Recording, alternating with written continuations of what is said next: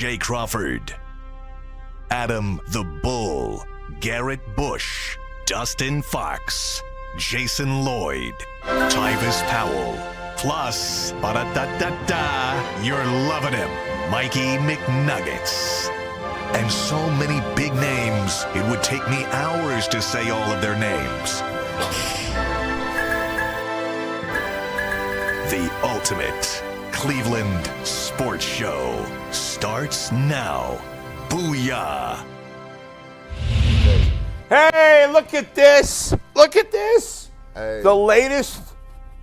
I'm trying to find everybody in there. This is the latest picture from our guy, Robert Connley. That is an awesome picture. That's fire. He be doing his thing. That'd be fire, man. I wish I had that kind of skill to be able to You can't ask for that. draw this picture, but I certainly could not. So you got Can't ask for the that. Guardian. You got the dog looking. They should have hired Robert to do the dog, because all the dogs the Browns come up with are lame looking. This guy looks awesome, this dog. He looks mean. He looks a little humanish, but still a dog. You got the Cavalier. You got the Lake Erie Monster. What's the Monster's mascot called? Sully. So Sully, right, yeah. Yeah, like that. That's pretty sweet. That's fire. Shout out to Robert, man. You know what? Show Robert, not me. I didn't draw it. He one of my most famous people in the game, bro. Yeah. Like, he done. I remember he reached out to me via text, right? And after he reached out to me via text and came on the show, there's Robert. He did how many pictures with Browns and, like, you got everybody. All of them. It's too many. He got pictures of everybody. And he made these shirts. And he comes in, he blesses us. Come on, bless now. us. You see what it is, man. You see it. This is fire. They got the dog bone on the back. Look at this, bro. It got the name on the side. This the G. Bush joint. You know what I'm saying? You got to show it's personalized, I just had to throw mine on. It was yeah, so fire. I threw it on. Yeah. Shout out to him. UCSS logo is on there. UCSS logo is right here on the side, bro. Listen, we need all this, bro. If you want to get this, you can't get it yet. It's this exclusive. If you want one, you can't get one yet. So it's just cool. You know what I'm saying? Shout out. But what's your handle on Instagram? Concepts by Connley. Make sure. Dressed by Dre. We're going to post the picture. We're going to post the T-shirts. We'll tag Robert on our Instagram and Twitter accounts after today's show. It's been a chaotic morning, Bull. You almost were late for the first time in the history of the show, but you made it on time. Shout out to you for some incredible driving. I called Mike at 10:45, and I'm like, I'm in a G. Bush situation. You going to put that on G. Bush? And Mike goes, what, are you stuck in traffic? I'm like, yes. Or your neck don't work. This is the first time I've ever had traffic coming to work. There was like almost dead stop on 90 coming downtown from the west side. There had been an accident, and I'm like, and so because there's an accident, I put on my maps to see, are they advising I get off the highway? Because usually you don't get off the highway, but I wanted to see.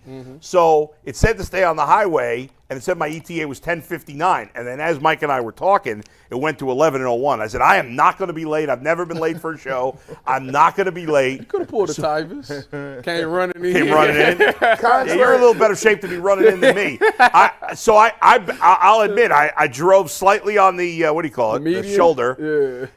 Just for a couple seconds, and then I hopped back to New York. And then I hopped into the incoming lane, that's getting on the highway because we reached that point. So I hopped on that lane, cut up past 30 cars, and of course everybody's standing looking at the accident. Like everybody's It's not even that bad, right? No, it was bad. It looked pretty bad. But people are driving by like, stop staring, drive. That's how I feel too. Yeah, annoying, but. I made it. 10:56. I pulled in. Human nature, man. Never mind. I'm not even going to say nothing. We continue on the conversation. I'll say, pulling in and pulling out is two different things. Oh, okay. Why? This man crazy. It's opening day, everybody. We've got a football game tonight. Made it. We made it through the summer. We have a real NFL football game tonight. Are you excited? Of course. We got the Eagles and the Cowboys. And I'll tell you something, a little early prediction. Taking the Eagles. The Cowboys are, in my opinion, every year they're overrated. But this year, I actually think they're underrated for the first time ever. I don't think the Cowboys are as bad as people think they're making them out to be. So I don't think they're great. So you picking them to win tonight? No, not at all. But I think they'll cover. The 8.5? I think 8.5's too big. Dallas, listen, I got them as a creepy little sneaker team. Like, because I was looking at our draft, did our drafting. Dak Prescott was kind of low. And I'm like, man, I'm going to wait it out. I'm going to keep waiting it out. And then he finally went. Somebody took him off the board. But Yeah. I think you that got George might have been me. It might have been you, right? It might have been me. That George took him. Yeah. Pickens, Yep. CeeDee Lamb, Yep. Dak Prescott got the bag, and Their tight end solid. Ferguson. Yeah, Ferguson. And now with Michael Parsons being gone, there's always this thing where when you have a major player leave your organization, everybody else is trying to like really make it seem and really prove the fact that we still good.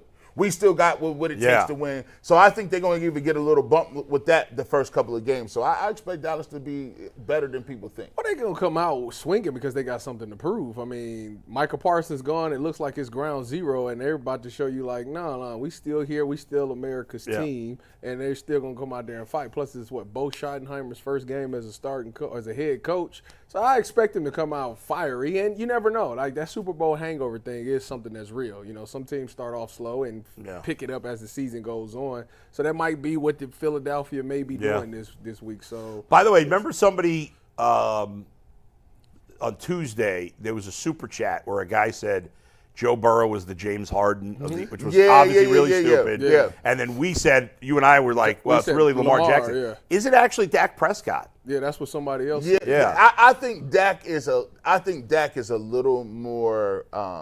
I think Dak is probably where you wanted to go with that. Like Lamar Jackson. But Dak never got like an MVP, has he? No, but he's played like at an all-pro level a couple of times. Right. But you may be right. Maybe he's not quite good enough.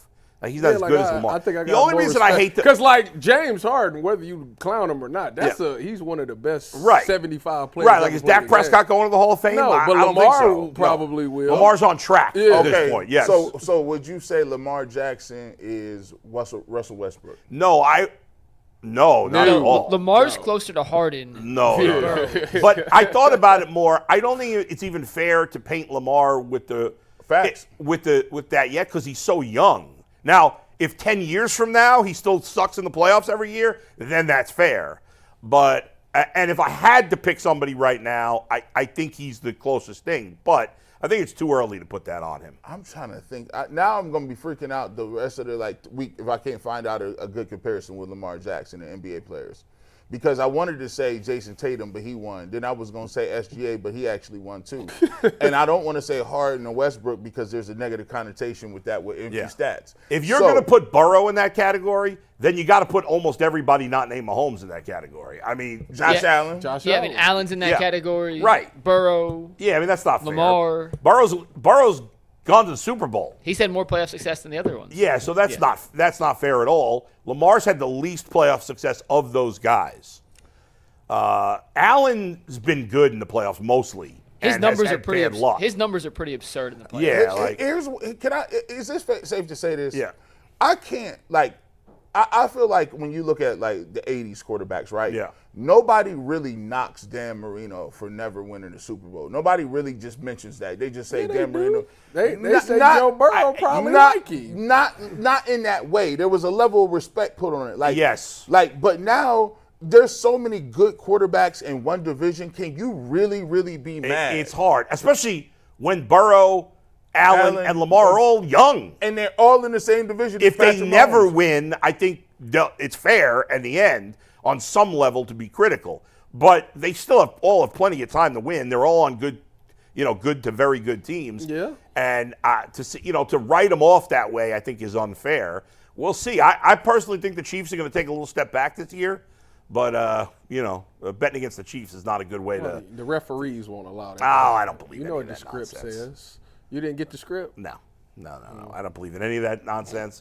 And so there you go. All right, lot to get to today. Yeah, Go we ahead, got two Mike. guests today, two football guests. No Fence Riders is back. We're going to make our NFL preview predictions, Super Bowl picks, and all that. We're going to start after a word from a brand new sponsor. Guys, DoorDash is back with us. If you remember last year, we screwed up DoorDash's code. They screwed it up. They had to give so much free food away that they said no code this year, but they are back in football season. Guys, it's almost the weekend. Time to look back and crown this week's MVP on who delivered. powered by DoorDash. Just like you can win every Saturday with DoorDash Streaks, saving more every time you order. These players delivered when it mattered most. Let's break it down. Guys, Caleb Downs for Ohio State came up big in their win over Texas this past weekend. He was in on every tackle, including some of the biggest plays of the game late in the fourth quarter. And just like Caleb Downs delivered for Ohio State, DoorDash delivers your Saturdays with DoorDash Streaks. You save every Saturday on your order, and if you stack it up all season, you could save up to $250, including $100 in DoorDash credits. Order this Saturday and keep the streak alive. Fuel your game day only with DoorDash. Terms apply. Promo period runs through November 18th. All right, guys, we are getting closer and closer to kickoff for the Cleveland Browns as they get ready to host the Cincinnati Bengals in Week 1 of the 2025 NFL season. Yesterday on this very program, Ross Tucker said it would be a disaster if Cincinnati lost this Week 1 matchup to the Browns. With two former players on the panel and a Bengals fan and bull, I wanted to ask, do you guys get the sense that there is any pressure at all on the Browns in this Week 1 matchup, or is all the pressure on Cincinnati? And if that's the case, how does that benefit Cleveland? There's pressure on the Browns. Yeah. Are you crazy? Because when you look at the rest of their schedule, it's going to be hard. This is like the one game that people actually is like, we can see you winning that game because of the history of them starting off slow.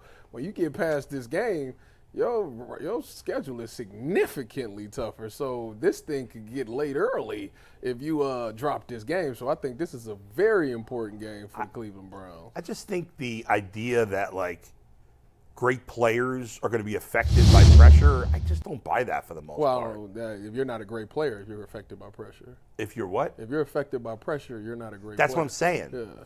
So I just don't buy, like, how much pressure can you be feeling Week 1? Is Joe Burrow going to be affected by the pressure of having to win this game? No. I just don't see that. No. I think this is such a nothing issue. Well, the way every team has pressure to win. The way You're a professional athlete. The way they're going to look at it is Yeah. it's Week 1. If we lose, like, we got 16 more weeks. Yeah, I do think the Bengals, and Ross made the point of saying, like, hey, they've treated this preseason totally differently than they have in the past. They never now, he said, well, they never played the guys in the preseason. I think part of that was just because Burrow had not been healthy in the preseason. Mm-hmm. This was his first normal preseason of his career.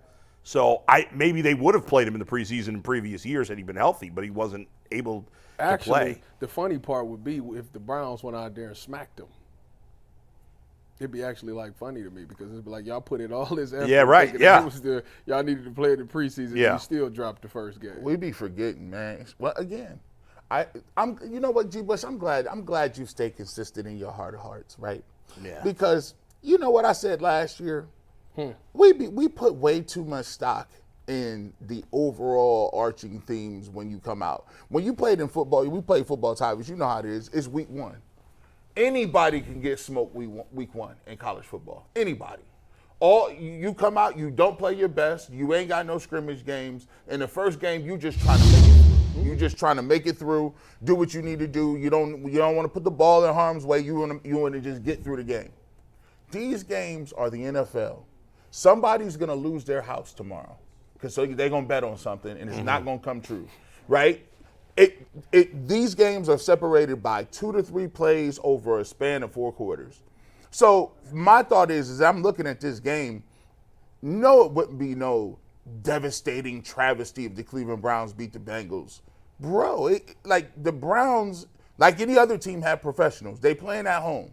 If you come out and you sluggish and they get a couple scores on you, it is what it is. This ain't like we high school football. Sure. I mean, I think Ross's point was even less about how bad the Browns are and more just that the Bengals, it seems, have put so much into getting off to a good start because they've gotten off to such bad starts that it would be maybe more devastating than a typical Week 1 loss. Whether that's true or not, who knows? They will be in that situation. It's going to come a time where they face the adversity in this game, and they have to ask themselves, even if they drop the game, you know, the thing that creeps up in every athlete's mind is, Here we go again. It's the same Sure. old stuff. We did Right. we changed all this, and yeah, we got the same results. When that happens, it has to be somebody that says, no, this is different this year. We ain't doing that. Like, you gotta, when that thought creeps up, you have to kill the thought immediately. Everybody on the team got to just kill that thought immediately and say, no, it's different. Because if you let that thought creep in your head and you let it linger around, it will turn into this just as another year. I feel like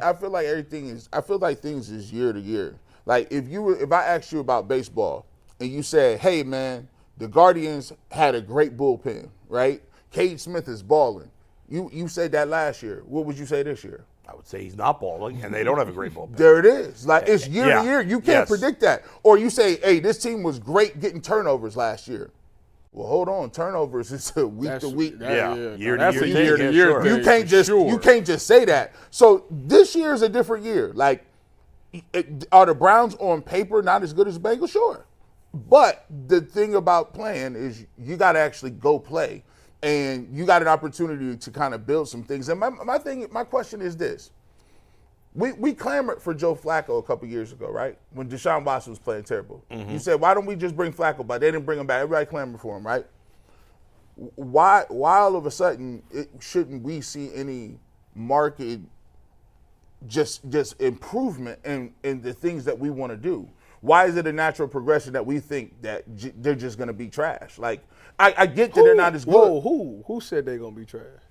The overarching Okay. theme of people saying they're going to Okay. be 3-4 wins, right? Right.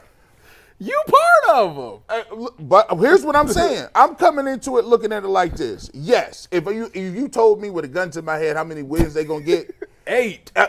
I'm going to have to tell you about 8. 5 or 6. 8. However, that has no bearing on what the Cleveland Browns should be thinking about. Why would true. they done hired all these new people? They got the quarterbacks. They told us they got the quarterbacks they wanted. They got Flacco. They had the veteran. They got Dylan Gabriel. We'll figure out if he can play. They got Shador sitting there on ice. They got who they wanted, right? They like these people. They went back to the offense. You got Myles Garrett back. At some point, I just want to see it. Like, let me see that you're a competent team, because it's competent teams every year that win 3 games and then double their totals or go to the playoffs. Right. And eventually we got to judge them on their wins and losses and not the process and all this nonsense that we keep getting pushed. Listen, when you we all make predictions. That's part of the job. On paper, the Browns look to be one of the worst teams in the league, in my opinion, and the majority of people's opinions. When I make a prediction, I say, if they played the season 100, because there's always the anomalies. If you played the season 100 times, yeah, there'd probably be one time where the Browns would win 10 games somehow because a bunch of freak things happen. And there'd probably be one time where they win 0 games, right? But what result? I always think to myself, if this team played 100 times their schedule, what win total would happen most often? And to me, it's either 4 or 5. That's the way I see it. So, Bull, let me ask you this real quick. What's a more likely outcome? And this is the extremes of both sides, just for fun. 9-8 or 0-17? 0-17. Is more likely? Yeah. Tyvis G, what do you think about that? Obviously. You know my answer. Yeah. Oh, man. No, first of all, going 0-17 is actually very hard to do. It is. It's Very actually. hard. It's actually. Well, I don't think it's going to happen. I'm just saying if I had to bet between the two, I would go. The reason why. It's the NFL, 9-8. I'll go with 9-8. You know why? Because I like the fact that Joe Flacco is playing for his rest of his career. This is it for you, bro. This your last tour. Mm-hmm. If you you're never Joe Flacco after this year. I don't care what he does. He is never going to be named starting quarterback of another NFL team. Probably not. Yeah. So Joe Flacco, go out there and let it hang. Because they looking at you. They trying to put the young dudes in anyway. Yeah. If I'm him, I'm audibling out every play and I'm going up top. I'm gonna get my money's worth. Mike, are you with these guys or are you with me? I think going 0. I'm not saying they're going to go. No. I know. I'm saying you made me choose between 9 and 0. Well, I had no other option. I had this on a topic list. Yeah. That I never ended up asking because I didn't. Yeah. I didn't think it was the right time, and it was fit more into like a what's more likely segment than whatnot. Yeah. I just think going 0-17 is so incredibly difficult that I think it's more likely they'd win 9 games and just be better than we think than being that atrociously bad where they don't get a single win on the season. So I actually think more likely would be 9-8 because it's more It's more conceivable to me for them to I get what you're overachieve than saying. to severely underachieve. Let Obviously, see both something. are very unlikely. Let me see. Well, I it's gotta only look. been two Can you put teams. this? Could you put the schedule up real quick? It's only been Like one how more many team. right now? If you had a point spread for every game, the Browns would be favored in what, All right. 2 games? They're favored in 2 games right So now. let's do the exercise and get them to 9. For them to get to 9, They'd have to beat the Bengals. They got to beat the Bengals. I don't see any way they're going to win in the next 3. They got the Packers at home, You don't right? think they Oh, can get bring that back. Any of the 3. They'd have to win Next 3 I of think the it's first very 5. unlikely to win any of those 3. I get can to- see them winning. I can see them beating the Packers and the Lions. So okay, so you got I to think they're going to Detroit and Bengals? beating the Lions. I can see it happening. We trying to get them to 9. I can see. You know why? I'm gonna give it the game where every year you win a game that you're not They're supposed going to. to be. That's the game. They're going to. You already gave it the Packers. They're going to be an underdog in that game. No, Packers I'm is going to give okay. them. I think you the could Packers. You do forget the Packers got young receivers. They got Yeah. the one rookie. Who the hell do the medium. Browns have at receiver? That guy right there on screen. You take him over anybody else between the Packers and the Browns, wouldn't you? Yeah. I guess. All right, then. I'll So gi- what you talking about? I'll give them the Bengals. I'll give them the Packers. They have a decent quarterback. That's 2 for the Packers. Come on, man. You gonna keep pulling? Hey, that Vikings. Jordan Love dealing with a finger injury. The Vikings is the most winnable That's- game They can outside win the of Cincinnati Vikings. on this list. They can win the Vikings. So Well, they can win any game. It's the NFL. Nah, I'm Gee, predicting that they any win game. the- beat the I like Vikings. where G's going. Let's Okay, get go back ahead, to go G's ahead, point. go ahead. All right. To get to 9 wins, G, so in you- my so we had opinion, 3. they have to win 2 of the first 5 So- because the so- schedule then gets easier. So my thing is, okay, we got to give them. I'm gonna give them the Bengals. Okay. Then I'm gonna give them. I think I'm with Tyvis. The Packers is at and the home. Vikings? Packers is at home. If it was at Lambeau, Okay. it would be different. Right. Vikings at London. Nasty weather. Quarterback we ain't seen play. That's Yeah. 3 right there. All All right, right, let's go to the there next. See, this is where I think the wins come in. I had 2 in the first, yeah. but I think you They're could not gonna legitimately win win it. 3 of these They games. ain't winning in Pittsburgh. I don't think they So win in okay, Pittsburgh. but the Dolphins the at next the game crib, got Dolphins got at the Patriots. The We gonna take Patriots- that one, and we got the Jets game after the. So By I'm- the way, every win you've predicted, they will be an underdog in all those games. the Patriots is gonna be about As of now, they would be an physical underdog in toughness. every one of those games. That is correct. They're gonna test out if the Yeah. Browns is physically tough in the Oh, Patriots. okay. Yeah. So we. So look, hold on. Let me get my Kool-Aid real quick. The Jets. The Jets. So we got 3. That's Landslide. 6 right there. Landslide right there with the Jets. That's Okay. 6. We don't go Justin Fields go Bucks, but we Go ahead. don't not go ahead. That's 6. Yeah, we're gonna chalk that Ravens up. You're going to win at Vegas? That could be a win. You can win. Yeah, You I can could. beat Yeah, Vegas. there you Okay. go. What about the Niners so, at home? So that's 6 right there. 7 games. That's 7. The Niners at home.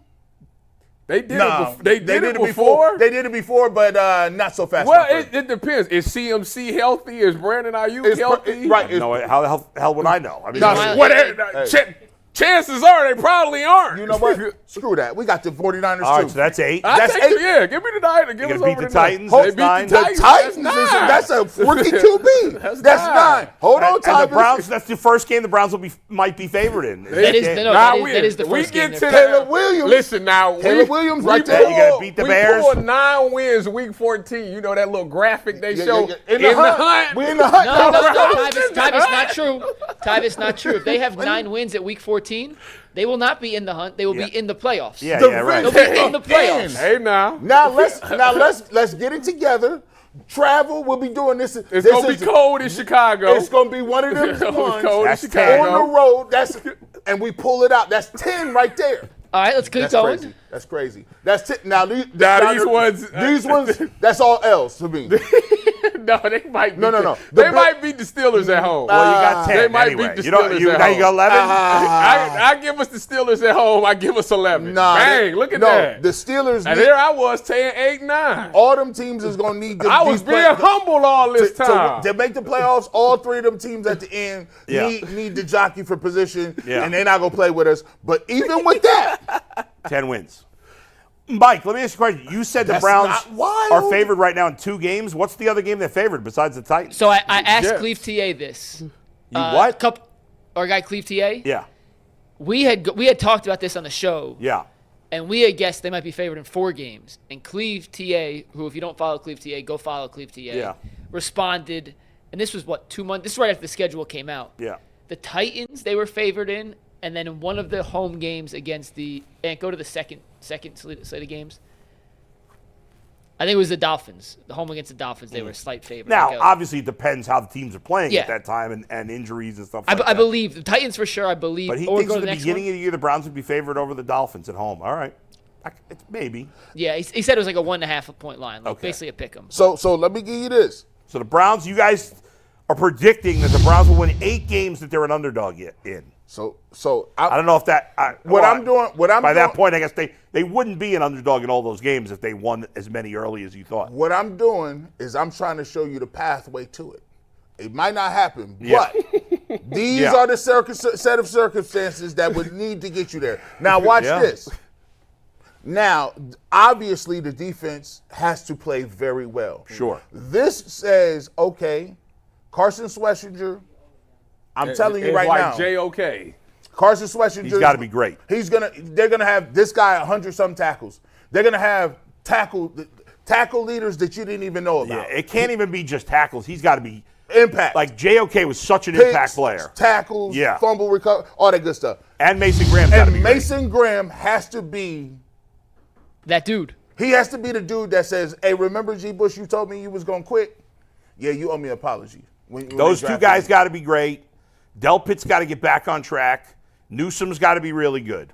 y'all missing Denzel it. Ward. No, no, Denzel no, no, no. Ward can't miss that many games. We gonna give him 4. I'm not worried about him, but Cam Mitchell or whoever is the nickel better be balling because I'm telling you. Oh no, Yeah. I don't think he's gonna be. You think he gonna be the starter? I factored now in you get somebody carried else. away. Yeah, You get too carried away for G. Bush. Cam Wait, Mitchell. Cam. wait a minute. Are they gonna get an outside guy or a new nickel? Man, they gonna get. They're gonna slide G. back Tyvis, inside. what is on your hat, by the way? What are those things Oh, I on don't your know. hat? Those are good. I like that. Cardell stopped by and gave me this hat. I like I this. just It's- threw it it's- Well, on. what is it? Are those like I don't know. like fake diamonds, Those or are- are they those are real called- diamonds? Or Bull. In the world of fashion, Baguettes. Yeah.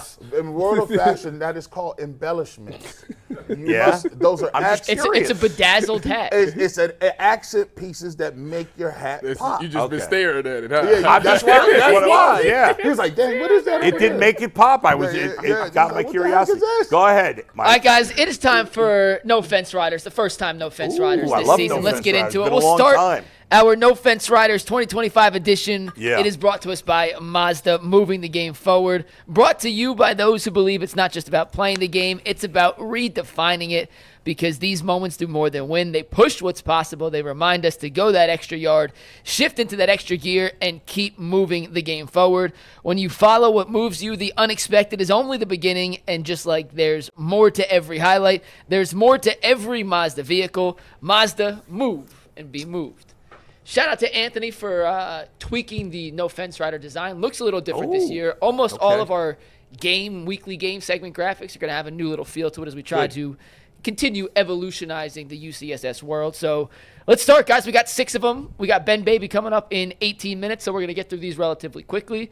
But the first No Fence Rider of 2025 is this. Joe Flacco threw for 300 or more yards in 4 of his 5 regular season starts for the Browns in 2023. You can make it 5 of 6 if you include the postseason loss against the Houston Texans. So will he throw for 300 or more yards in week 1 against the Cincinnati Bengals? We have a dead even split, guys, on the first No Fence Rider of the season. Myself, G, Tyvis, and Earl say yes, he will, while Bull, Jay, Dustin, and Jason say no. You a hater. You just don't believe in the Browns. You know, That's how you come out with the allegation. You know that what, you's a Tyvis? hater. You know what? Had sassiness in you too. It was spicy. You was a hater. I expect that from fans, but not from my Spicy friend tie. who knows that I just call it like I see it. What's it? What are you gonna throw Yeah. for 270? Yeah, something like that. Probably between 250 and 275 somewhere. Joe Flacco's 40 years old. When he played last year with the Colts, I didn't don't start? think Didn't he start a game? Because they benched He started Richardson. 7 games. He threw for 300 or more yards in 2 of those 7. Okay. Oh, okay, it ain't like it's far fetched, and it ain't like he going against this all-world secondary either. Did I say it was far-fetched? I didn't say he's throwing for 125 yards. He ain't throwing no. He ain't throw for nothing less than 300 yards. I before. think that despite what everything else points to on the roster, Well, I don't even know if it points to that. See- I think they're going to try to run the ball a lot. With who? Tyvis. With who? They must think that With who? they With must whom? they must think that their guys can do it. You said the Bengals defense is not good. You're probably right. I think their biggest threat defensively, their best player is the pass rusher, correct? Mm-hmm. Their second best player is probably Cam Taylor-Britt or Logan Wilson. It's Logan Wilson for sure. The Bengals don't have much of a run defense. So I know the Browns' names aren't sexy right now, but I think they may run the ball decently tomorrow, Sunday, and I think they're going to try to run it more than we're expecting. Well, to be fair, they always want to have a balanced attack. Yeah. However, we gotta win some games. And you come out there with the mindset of balanced attack, but if Joe and them hitting them guys in stride, we gonna Right, let but this on the thing other ri- hand- we gonna let this thing ride. If it's a one-sided game and the Browns are trying to come back, it might lead to more picks. Man, That means G's boy's gonna be rolling with the rock. Man, Bombi. I tell myself all the time, I'm gonna have a balanced cart when I go to the grocery store. Don't ever end up that way. No. I'm like, I got vegetables. I end up with celery and all snacks. I'm like, they like, that's not balanced, G. Bush. Where's the rest of your food pyramid group? I said, we don't listen. That's early in the week. Later in the week, I'm trying to get to these cookies and pies. But let me tell you this, though, man. This is the reason why the 300 will be inevitable and why the Cleveland Browns and Kevin Stefanski, he masquerades as a run guy. He's not a run guy. Fool, think about this. Yeah. When he had Kareem Hunt and Nick Chubb in their primes, they was only getting 16 to 18 carries. 16 for the prime Nick Chubb? Yeah, that's fair. They dropped back and pass on fourth down with Jacoby Brissett off the bench. Like, you can't say these guys say they want to run. My hot take is the Cleveland Browns, they used to have a nice run game, but that run game was 75% due to the nicest back in the league. Yeah, but you know what? They have a 40-year-old quarterback who can't move. And if he drops back too many times, eventually he's going to get hit. That's fair that's too. that's going to happen. That's fair. That's part of the rules. That's part of what's going to happen. Yeah. So for me, I don't think they'll be able to run the ball. And I think Kevin Stefanski won't stick to the run. And I believe that Joe Flacco, in his mind, he don't even really want to run the rock like that. I told you, this is Final Fair. Oh, I agree with that. Final Fantasy Joe Flacco. I agree with that, At the end of the day, you got to do what you got to do to win the game. Right. Like, that's if this ain't the wins is gonna be hard to come by in this league. If we get to the game and they doing a decent job stopping the run and they can be effective passing the ball, you gonna pass. Harold Fanning is gonna get some gold. Jerry Jeudy gonna get some tips. They running Joe, that. You say how you just said that the only linebacker is Logan Wilson and the other guy's a rookie. They coming out in 12 personnel. They throwing the ball. I'm gonna just tell you that now. Okay. That's happening. All right. now he may get hit and throw two picks, but the 300 is happening. All right. We're also going to try to incorporate some of these questions into YouTube chats or YouTube polls as we go through, and 56% do believe that he'll throw for 300. I'm surprised this it's game. that low. I would have guessed from our fans it would have been Me too. higher than I that. mean, it's week 1, so that you got to factor that in. But I feel like he's fine. He's gonna be fine. All right, next one, guys. Will Denzel Ward shadow Jamar Chase all over the field in week 1? By the This way, was- that new graphic makes it look like I'm wearing a McNugget wig. It does. You got to make Nugget Fro. I Yeah, like right. that. Yeah, it does. That's a good A observation. blind Yeah. throw is nasty. This was not an even split.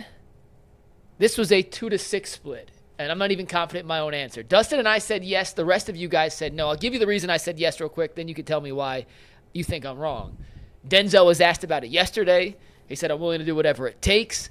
I don't think Denzel would just flat out come out and say he's going to do it if he's going to do it. But because he didn't shut down the question, my conspiracy theory went on. I put my conspiracy hat on, and I do think now he's going to shadow Jamar Chase on Sunday. It's something we all think he Why should do. wouldn't he say it if they were going to do it? You don't want to give away your strategy. Giveaway strategy. You're going to know it by the second play. Corners. Well, that's one play where you get an advantage. Corners don't have strategy. Strategy. It's like playing one-on-one. What's your strategy for stopping Kobe one-on-one? If they were going to do it, I think he would definitely say whatever. it. I don't think he said it because he doesn't want to put Jim Schwartz in a bad spot. Of course he wants to, Right. But that's just not how they play. And I think Jim Shorts is one of them coaches that you don't like to say nothing during the week because you might have to actually see him in the weight room. Like walking by, he'd be in there lifting, you be lifting, trying to get some cardio. He'd be like, "Why you say that, dog?" The reason I said no is because G New already said I'm gonna see him for sure. So it's like that tells you everything. They not shadowless. I want to ask you this question because I was asking with Dustin. He was on, and I said, "Listen, if they do shadow him, so this is me coming from a defense lineman. I could be lying, right? So I'm gonna ask you, if you do shadow somebody, right?" And you're a corner, right? You ain't all the time in man-to-man coverage. If he moves in motion, the question is, does that not change your run fit as well as your pass responsibility if you play in zone backside versus front side? So the question, before you answer, explain to our fans what that means, because some of the fans may not understand that. He's saying that if you shadow, that means that no matter what, because you don't want to tell that you in man-to-man. So even if you're running cover 2, cover 3, whatever, you still got to go follow that guy and you will play your zone. Okay. What he's saying is if the guy motioned down, right? So say Jamar Chase was at the 1, and let's say he motioned down and stood next to the tight end and he was going to block down, right? What would that do would that change his responsibility? Or if he motioned all the way across, would you have to take him all the way across and then play zone? So you were playing cover 3 on the outside, you had a third, but if he motions into the slot, do you become the flats player? The answer to that question is no. If they are in zone and he motions down, you kick right down to the next person and you stay the third player because it's too much. It would be too confusing and people can't handle that. Yeah. They already bad with communication. I'm about to say, we already terrible at communicating. You think that if you motion him down to the slot, that Denzel know to go from a third to play flat, that's not going to happen. Denzel will kick down to whoever the next outside number 1 player is and play thirds from there, and the quarterback will know right then and there that they are in zone. So that's why the reason when I said that was the reason for me. I said he's not going to shadow. Technically, you can find out real easy. All you got to do is do what the Patriots do. Take that running back motion, put him all the way out there to start as the number 1 guy. If that corner is standing out there on him, then they are in zone. You bring them back in and run whatever you're going to run. Or if the linebacker is playing man-to-man on that running back all the way at the 1, you know they in man, boom, go from there. Yeah, so the only way that the answer to that could truly be yes is if they play man on every play. Right. Essentially, which they're not going to do. No, they're not. He's not shadowing. All right, Mike. Let's 3. get to the next one, guys. This is something we'll talk about throughout the season. The Browns were the worst team in terms of turnover differential last season. So will they win the turnover battle against the Bengals? Can Joe Flacco and company keep control of the ball, and can they take it away from Joe Burrow? The answer, pretty split. It was a 3-5 split with Dustin, Earl, and Tyvis saying, yes, they will win the turnover battle, while myself, Bull, Jay, G, and Jason all say, not going to happen. Tyvis, why'd you say yes? I'm shocked by this time. I know, right? I said because I think that the heavy emphasis has been take care of the football. And I think that's one of those things that game 1, if you don't do nothing, we ain't going to put the ball in harm's way. We're going to overemphasize taking care of the football, and I think that they're going to be successful. Now, as the season goes on, people tend to get away from that type of stuff, and that's where the picks and stuff happen. But I think for game 1, I think they're going to do a tremendous job of taking care of the ball. Nah, man. It's give and takes, man. Smiles and frowns out here, bro. I had him throwing for 300, but that 300 comes with a little baggage. You got some picks. It's a couple picks in there. A couple? It's a couple in there. So is he 3 touchdowns, 2 picks? Yeah, it's more like 2 and 2. Like, but one of them ain't his fault. One of them is it went off somebody's hands, tip drill, boom. You know what I'm saying? Shout out to Nelly. But then you got a one that he just stares somebody down and try to make a throw. So I'll give you 2 and 2. But that's the only reason why I got him with losing the turnover battle. And plus, G knew that's not his game picks. No. That's not his game. No. That's not his game. And Denzel doesn't get a ton of picks. Yeah. Either. And who fumbles now? I mean, does anybody fumble nowadays? I don't think you can just count on fumbles, bro. I just think they put their ball to on their me, turf. Turnovers are more about luck and the offense than it is about the defense. Because, What percentage of turnovers are because the defense made a great play? That doesn't happen all the time. What's that? That doesn't happen. Right. It's probably less than 50%. Interceptions usually come from a misfire by Yeah. a quarterback or an overthrow or tipping overthrow or something. Yeah. Got to get those. Or sometimes the fumbles because of a strip big hit sack, or whatever. yeah, but I think the Browns' best chance for a turnover is actually on a strip sack, like by Myles Garrett. That's Joe probably Burrow their got best small chance. hands. Not Kenny Pickett small. He got small. I think it's like a I 9. think he was right on He had the number. You don't remember? They measured his hands and said his hand was small, and he tweeted that he was about to go into another profession because his hands are small. Yeah. You know, They were just below the size you wanted. Oh, really? They weren't Kenny Pickett small. No. Like those were an inch and a half. Kenny Pickett's got like 4-inch fingers. See, Yeah. I've always had a problem Or hands, I should say. measuring another man's hands. Yeah, it's I a don't little like disturbing. that. It's crazy. Like Sit there, they come to like the combine and they make you stretch that. Go no, bro. as wide as you can. Watch, and then watch, they watch, measure it watch the from there to reaction. there. Watch the reaction. Let me see this hand. That's no. You can get in a fight for doing I that. already explained to you how the combine Get your- works. You out there with nothing on but compressions. That's wild. They take you get on stage. It's 100 people standing out there with That is with creepy. clipboards, writing down and everything. And they get up there. They announce your weight, your height, your hand size, your length, all that in front of all 100 people. And you just in compressions. I don't like that. I don't Ty, like. Yeah. at an A&M combine, they did that, and you run the 40 in the compression stuff. Chris Jones had a similar thing happen, but the compression broke. Yeah, that was at the combine. That was Chris Jones at A&M's Pro Day. That also happened, and it is His one of- compression pants broke? Yeah, while he was running the 40-yard dash. You don't remember that? Chris Jones, he No. was there when he was at the combine. I was there, so he ran his 40 and he's like Wait, fell you're saying it down. happened at the combine? Yeah, he ran his. He's saying it happened at the pro I'm day. saying two He- different to instances. somebody- Chris yeah. Jones, a similar situation happened to Chris Jones, also happened to a guy. Oh, that you're played saying it at was a A&M. different player. Yeah, so- Yeah. So what he's saying is he left it all on the field. Yes. Yes. That was good, G. All right, next one. We got two more. Oh, my God. Two more no fence riders. This one was my favorite, and this was a pretty close split. The question was, will Browns' new kicker, Andre Schmidt, and I can't believe that last name is pronounced Schmidt, be the Browns' leading scorer versus the Bengals? So 2 field goals and an extra point would have equaled 7 points, meaning someone else would have to score 2 touchdowns.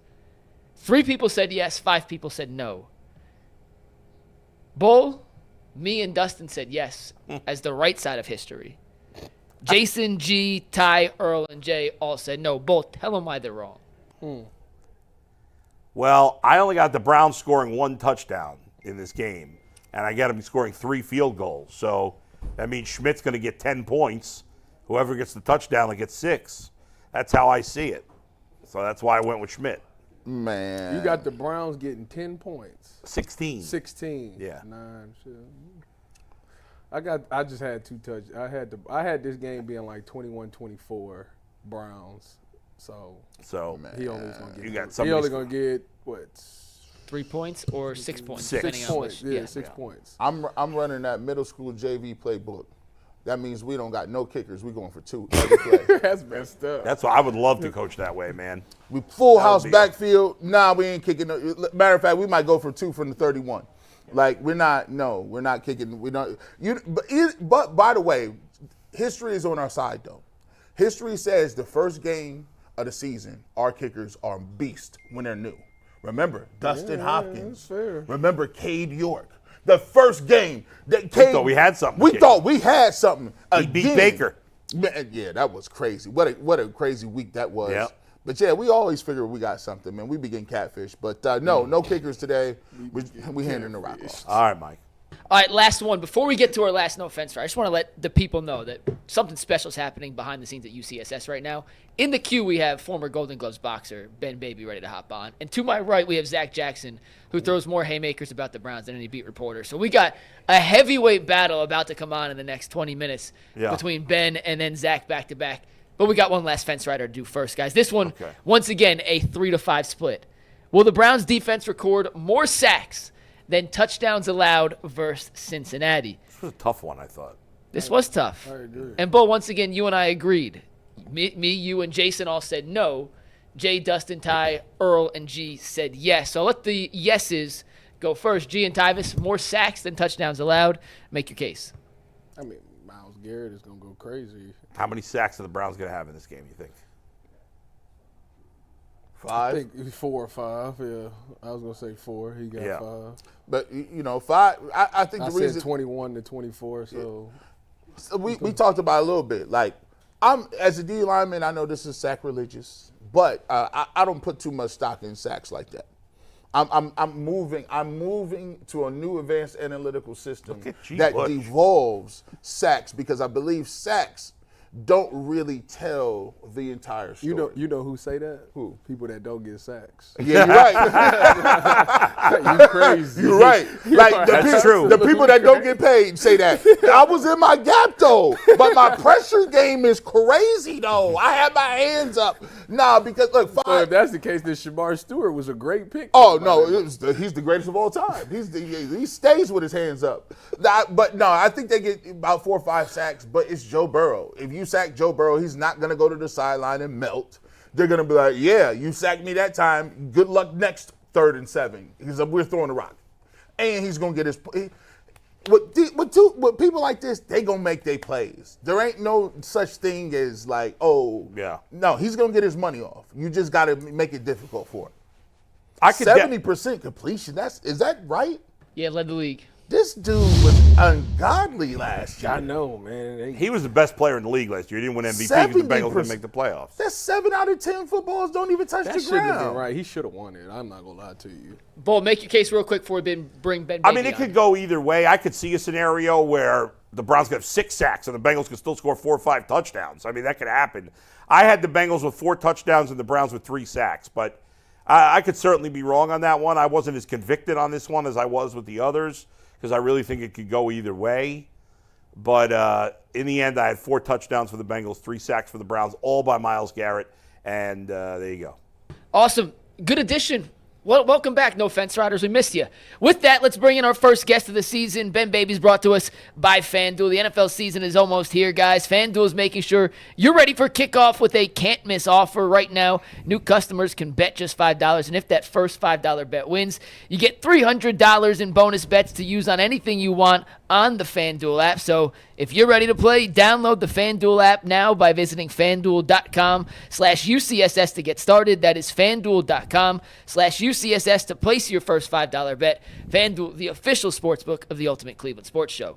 And with that, we are thrilled to welcome back to the show the only Bengals reporter we like. It is Ben Baby of ESPN. How you doing, Ben? The other guys. Hey, good. Hey, listen, I like the sacks discussion. I actually don't think that's a terrible take. Because I think sacks can get a little overrated at times. Yeah. I would rather have a secondary that makes the quarterback hold the ball a little bit longer, because then you're helping all the defensive linemen, give them that extra time. Rarely you get in a sack beating a guy one-on-one. So I agree. That's a good take. Ben, the only reason you saying this is because they drafted Shamar Stewart in the first round. I don't want to hear that. Dude, let me tell you something. Ben is not a home. Bengals fans get mad at Ben all the time because they feel like he hates the team. He is not a homer at all. He is in this case. Can I add something else to this? Yeah. Ben also covered A&M before he went. I know Ben from our time at A&M together. Ben then went to Cincinnati. Yeah. When Ben was working for the Dallas Morning News, he was considered an A&M hater too. Shamar Stewart's from A&M. None of it adds up for Ben to be hyping up Shamar Stewart based off his track record. Yeah. So I gotta say making that clear, Ben. I gotta say this before we get it, not because you said it in a bad take, man. But your hair it's off the charts, bro. Like I ain't gonna lie, bro. Like I really wish I had that. Like it's a salt and pepper classic. Like I want my girl to be able to rub her hands in my hair like that. It just don't work the same way with me. But like I just want to let you know you got the beard and everything. So just a fan of hair. Salt and pepper. Yeah, it's good. And Ben, let me talk to you about in terms of the Browns getting sacks. Let's talk about the Bengals offensive line, which has always been a big topic of conversation. I actually think potentially it could be the best offensive line Joe Burrow's had. You obviously disagree. I love the signing of Dalton Reisner. I know he's not playing week 1, and I hate, what's his name, Patrick, who's going to play. They got a rookie at left guard. I like their tackles in center, but what do you think? There's a lot to unpack there. Yeah. I do think that they have improved the offensive line to a degree. I think the big question is, like you just referenced, Lucas Patrick. It took until yesterday for Zach Taylor to confirm him as the right guard. And I asked Bengals offensive coordinator, Dan Pitcher, was there concern that y'all basically needed all the time possible to get that right guard situation settled? He said, no, not to me, but they've known this was a hole the entirety of the offseason.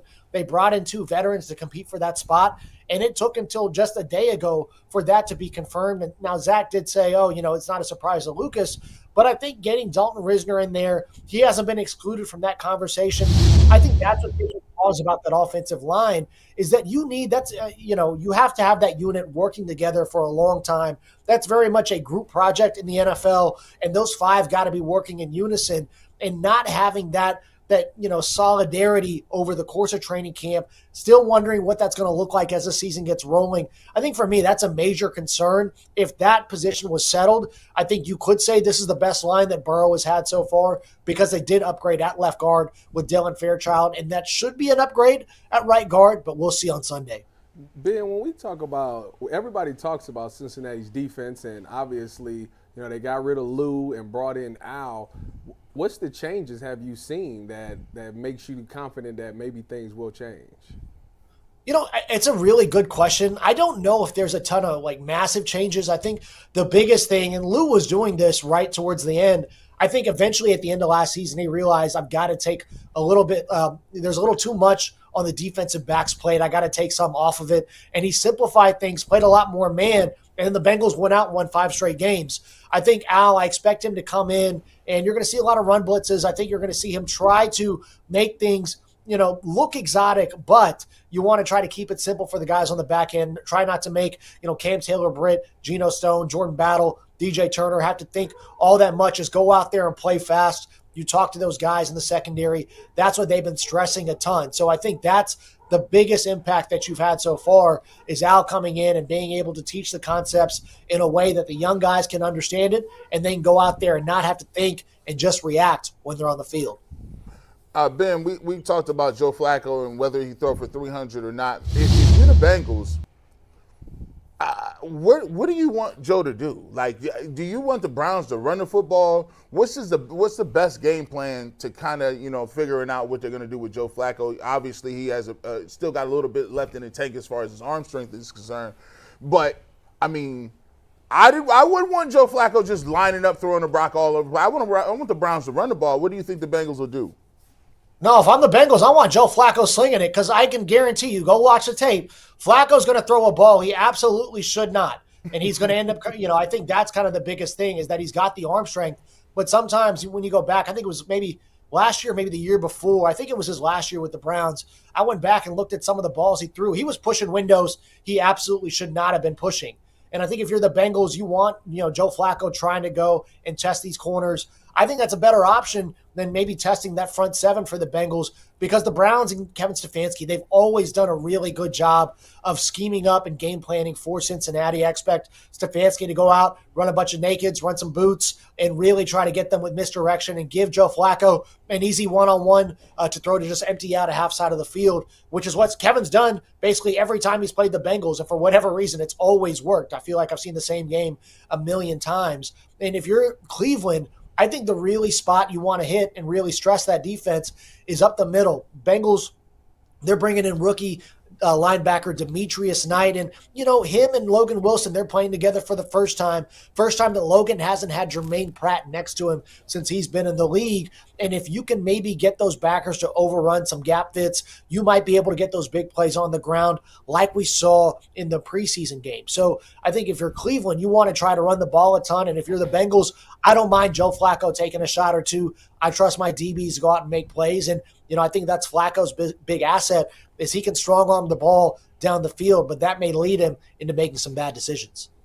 Hey, Ben, there's been a narrative in Cleveland that Denzel Ward has been really the only cornerback in football to kind of slow down Jamar Chase. I'm curious from your perspective, do you see that same thing? And maybe you can give us some insight on why Denzel's had so much success against Jamar in the past. Yeah, I think it's Denzel and Pat Surtain easily 1A, 1B. I think you can look at Derek Stingley, Sauce, we'll see if he bounces back over in New York. But I think Jamar has the utmost respect for Denzel Ward, and Patrick Surtain did a great job against Jamar as well. I think this game, it's going to have to be a T. Higgins game. You're going to have Mike Gesicki, do well, Andre Yosavash. And Denzel is just so good. He's so good at pressing Jamar. He really isn't shy about it. He makes those windows so tight. He's physical. He's long. And I think that is a big problem. And it's one of the few matchups that really is – Jamar, you're wondering if a guy's over there, you think twice about throwing at Denzel. I think he had some comments about that yesterday, and there's a reason for it. Joe, knows Denzel very well, an Ohio State guy, someone that they've been familiar with now in their division as well. And I think that if you're able to press Jamar, he's got that combination of size and speed that very few corners are really able to handle well. And Denzel and again Surtain, I think, are the only two in the league that have really done a good job. And that's probably my favorite matchup on Sunday, is seeing who gets the better of who between, frankly, two of the best players in the NFL at their position. Ben, what kind of shape is Trey Hendrickson in heading into the season? Listen, I think you could have put him off the bench and he'll go in and play every snap if you need him to. That guy is, I think, maniacal is the best way to describe Trey when it comes to how he attacks being on the field, even for being a hold-in. I mean, this guy was as engaged as you'll see. He was coaching up the young players all throughout his hold-in. He had been working out in Cincinnati prior to holding out very briefly before he returned, has been active in meetings. I think, I was telling somebody earlier today, when he got through stretch, when the Bengals are done stretching, Trey is the first one over there to get a few extra minutes in with assistant coach Jerry Montgomery and just working on, hand placement, just how to rip, how to attack the ball and knocking it out during those drills. Trey is just so intense, and I think Joe Burrow said a unique energy, and I think that's an interesting way to put it. But Trey, I think, is ready to go. We'll see what his snap count's going to look like, but he's been in good shape. He's had 2 weeks now to acclimate to getting full reps at practice. So I'm not seeing a ton of concern there. They'll be able to balance him with Shamar Stewart, who also has a ton to prove. But I'll tell you what, you talk to guys on that offensive line, they have said nothing but amazing things about Shamar. And everyone said, listen, we understand the sacks aren't there, but the athleticism, it's of a rare breed in the NFL. And if Shamar can find a way to just work on his technique and get those sacks, he's got really, really high potential, which guys I trust who would not be blowing smoke, they told that to me in the locker room, and I kind of had to double back. And so I'm very curious to see what he looks like, in these first few weeks.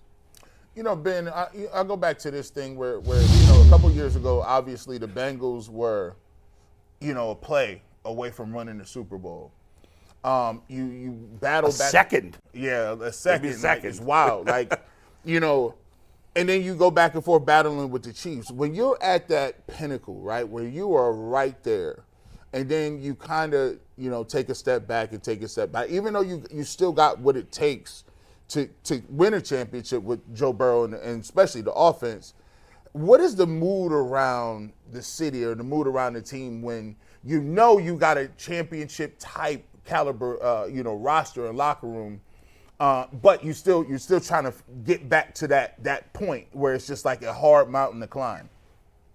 Yeah, it's interesting because that's exactly why I asked Burrow yesterday. I said, does this feel like this team's got the most to prove? And he kind of did one of these and says, I don't know if it's most to prove, but he understands the narrative has shifted. I don't think anybody's picking the Bengals to go out and win the AFC. People aren't expecting them to be a major contender like they were in previous years. And, I do personally think this team has a lot to prove because, when they were coming off that 21 season, even off of 22, they showed they had that championship pedigree. I don't think it's so clear anymore that they're in that mix. And, they have Burrow, they have Jamar. We'll see what they're going to get from Trey Hendrickson this year. They've got T. Higgins as well in a really good receiver tandem.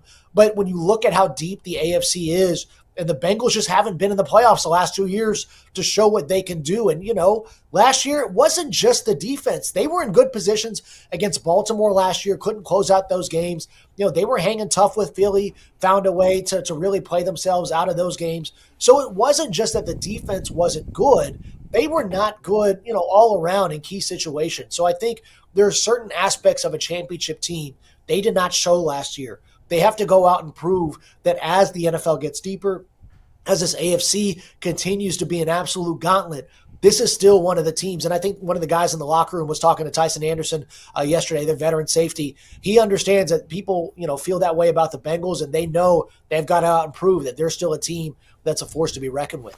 I completely agree that they have a lot to prove, Ben. I think they're very good. I think they can win a Super Bowl, but you're 100% right. They got a lot to prove. It wasn't 100% on the defense. That was misleading. Evan McPherson, the guy was the best, second best kicker in football for a couple of years. He sucked last year. I mean, I know he had some injuries, but I don't want to hear it. He was terrible. So he cost them 2 games. And they would have made the playoffs if he had been the Evan McPherson we saw in the postseason. Last thing before you do our prediction. James Rapine, your buddy and a guy you want to fight with, he texted me like a week ago, and he said, this is the best Joe Burrow I've ever seen. And I said, what are you talking about? He was the best player in the NFL last year. He only didn't win the MVP because they didn't make the playoffs. He goes, no, he's better. Is that true? You agree with him?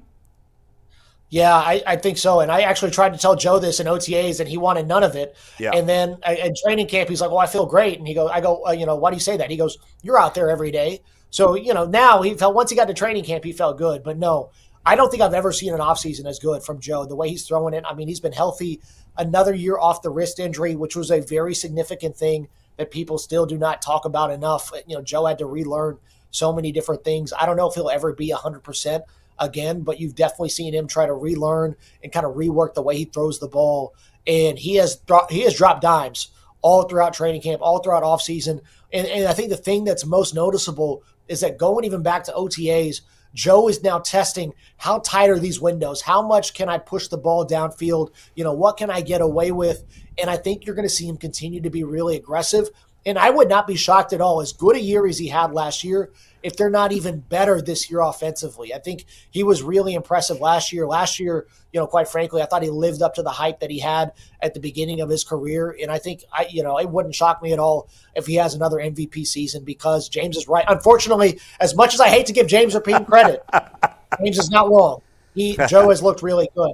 It'll be fun to see what he does this season. All right, Ben, give us your season-long Bengals prediction, your season-long Browns prediction, and game prediction for this game. I think this will be a closer game than people think. I think the Bengals, I think the slow starts, they'll finally find a way to shake that off. I don't think it'll be pretty. So let's go 24-17 Bengals in what should be another AFC North game. I had them at 12-5 going into the year because I do think the defense will be better. It's really hard for them to be any worse. But this offensive line and really the linebacker play, that I have some concerns about that. So I'll go 11-6, and we'll say a loss in the divisional round. I think that's probably a safe bet in that situation. The Browns, give me 3-14, 2-15, and they're eyeing their quarterback of the future. I think when you look at what they're doing, this is very clearly a rebuild for them. They're trying to figure out what pieces they can build around. I think that Deshaun contract is no longer going to be an albatross in future years. And this smacks of a team that's trying to figure out how they can kind of rebuild and be competitive again in a very deep conference. Ben, great insight as always. Thanks, Ben. We appreciate it. Awesome. I appreciate y'all. We go now from Ben Baby to Zac Jackson, and Zac is brought to us by Prize Picks, the daily fantasy app where making the right call can actually pay off. We all make decisions every day, but on Prize Picks, being right means cashing in. With football back, Prize Picks is the simplest and fastest way to get in on the action. Just pick more or less on 2 to 6 player projections, and you can turn your takes into real prizes, all in less than 60 seconds. Download the Prize Picks app today and use promo code LOCKEDONNFL to get $50 in lineups after you play your first $5 lineup. That's code LOCKEDONNFL for $50 in lineups after you play your first 5. Prize Picks, it's good to be right. I think this is a record for me in my 26-year career of least amount of time between interviewing a guest, because Zac is on my podcast every other Thursday at 9 a.m. So he was on this morning, and now we got him back today because nobody has better insight on the Browns than Zac Jackson, guys. Yeah, let's get it going, man. I've had worse introductions than that. So you just heard what Ben said there. He said the Browns are going to go 2-15, 3-14. This morning I asked you the same thing. Yeah. You said 3-14 as well. There's more hope especially from Tyvis. He has them winning 8 games. What was your official prediction?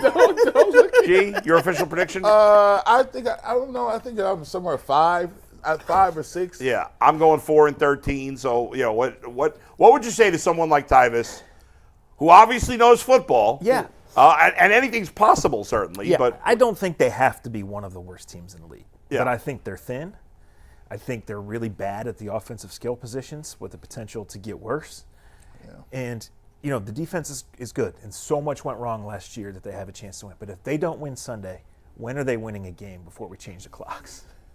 Right? So I just think, and if it does get away from them, if they do lose guys on defense, then they're going to play the rookie quarterbacks. And, you know, eventually you hope to get something out of that. And obviously you coach around that and whatever, but I don't think either one of them's ready right now. So we'll see. What happens if we get to December and Joe Flacco is still playing pretty well?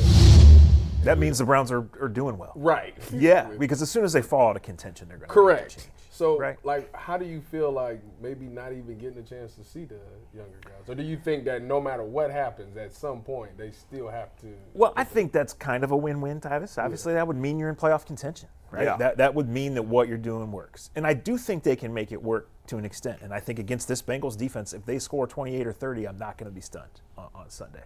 Now, the next few weeks, we'll see. But I think Flacco can still sling it. He proved that. I think they brought him back because he's been in this offense. He's been in this huddle. He has chemistry with his coach. He has chemistry with this number one tight end, right? Yeah. Can the line hold up? Can the defense be great every week? We'll see. If Joe throws 2 touchdowns and 2 interceptions and they hand it to the I think that they think that's their formula. I think most weeks they think they want to win 16-14, 19-17. Right. This week they probably got to score more to win, but in week 1 in the NFL, you really never know. People mentioned 3-2 wins.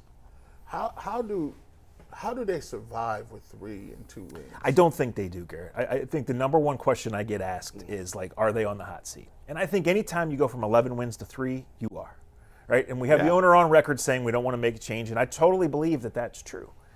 But I think it's what kind of, are the rookies really good? Is the team organized? Or are they making progress in key areas? Hey, let's stick with this, right? Are we having more incidents off the field? Are we having more pre-snap penalties? Are the rookie QBs a complete disaster? That's when you got to say maybe it's time for change. And look, 6 years is a long time in this league, and it is. And I just think this too. I don't know that the best front office in the world could recover from this Deshaun Watson thing. Like, they're dealing with limited resources and mistakes they made and money they've already committed. Wyatt Teller and David Njoku have huge contract cap numbers for next year, but they don't have contracts. They pushed all their money into last year and this year. They went 3-14 last year. They're rolling out a 40-year-old quarterback this year. It is interesting, too, because there was so much talk. Obviously, we were talking yesterday about how it feels like there's less buzz for the start of the season than there's been in years. And I think a big part of that is most of us have spent the last few months just talking about the draft next year. That's been the biggest topic of conversation. Here's the thing, though. Let's say it does go wrong, and let's say there's a great quarterback, and obviously you're going to take him. Who the hell's going to block next year? Yeah. They got nobody but DeWand on the contract, right? Correct. The 4 best, most experienced offensive linemen are all free agents. Yeah. Right, and Bitonio's probably going to retire. Right. And you got to figure at least 1 or 2 of those. They're all over 30. They're all over 30. I mean, do they have? How do you feel about some of these young linemen? Do you like any of them? Luke Whippler. Besides they like Luke. I think he's not as good as Ethan, but Ethan is just like, he's a brick wall in there. Yeah. And that was a great signing. They got him in the 3rd week of free agency the first time they got him for nothing. So, they need to develop some guys. They sure do, and that's been a problem. They brought in Tevin Jenkins for basically nothing. Who's been a good player when he's been healthy, and he can play guard, he can play tackle, he can play anything in a pinch. He's also only on a 1-year deal because he's in a prove-it situation because he's never stayed healthy. Yeah, that's true. So that was, when you look at the draft, it got weird with the quarterbacks, and we spent the whole offseason talking about the quarterbacks. But it's like, how did they not get a tackle? So I think probably the one thing they might regret is not being able to get back in the first and get a tackle. Yeah. However, I think they got a real star in Carson Schlesinger at the top of the 2nd round. Let's go to the secondary, because that's... You know a little bit about the secondary? A little bit. I want to ask you about the nickel position.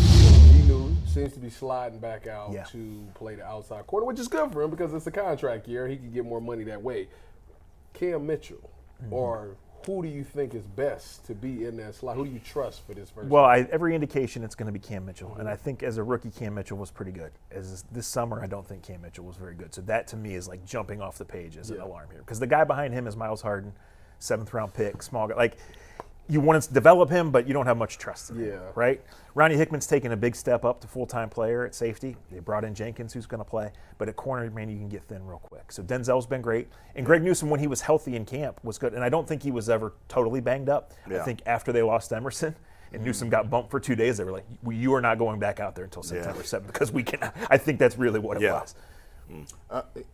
You talk about thin positions. I know Kevin Stefanski wants to run the ball. I know that's what they say they want to do. But you just mentioned offensive line banged up a little bit. Poach looks like he's going to play. Yeah, that's pretty good. But this running back situation, I mean, can they run Jerome Ford and Dylan Sampson run the type of run game that they want to run? I don't really see that being in the mix. I don't think so. And Zach, real quick, to add on to that. Zach, to add on to that, what's up with Quinshon Judkins too? We might as well just throw it into the Yeah, whole I wish I could running back answer that. situation. There is no update on that. I think they're going to see the jet sweep game. I think you're going to see a million dump offs to David Njoku. And I think you're going to see them try to get it going Ford and Sampson, but I have questions. Sampson's got some shake to him. He's 20 years old. He led the SEC in rushing. They listed him at 5'8", 200. He's not 5'8" or 200. So he's holding up over the course of a season. We'll just see. Jeez. He's not even 5'8". Everybody say that. They say If you're he my look son- little, but when you get next to it, he's really little. Dylan Gabriel towers over Dylan Oh, Sampson. no, that's wild. That's wild. Oh, I He's didn't. saying he's like 5'6", probably. Yeah. I mean, Man, I guess the height. people get mad at me every time I start talking about height. Yeah, I guess I don't know that the height matters No. that much for a running back, but the weight does. I mean, you know. Well, they went and got Rocket Sanders because they needed a bigger back. Right, And right. Speaking of Judkins, look, they chose him over Travion Henderson because they thought he was Yes. a better power back and a better fit for what they want to do and what they needed. So are they going to live to regret that? It's not off to a great start, but we'll see. Right. I do think this rookie class is off to a really good start. They've logged 0 snaps in a real game. But I think people, speaking of getting excited, I think people are really going to get excited about Mason Grammy and Schlesinger. Yeah.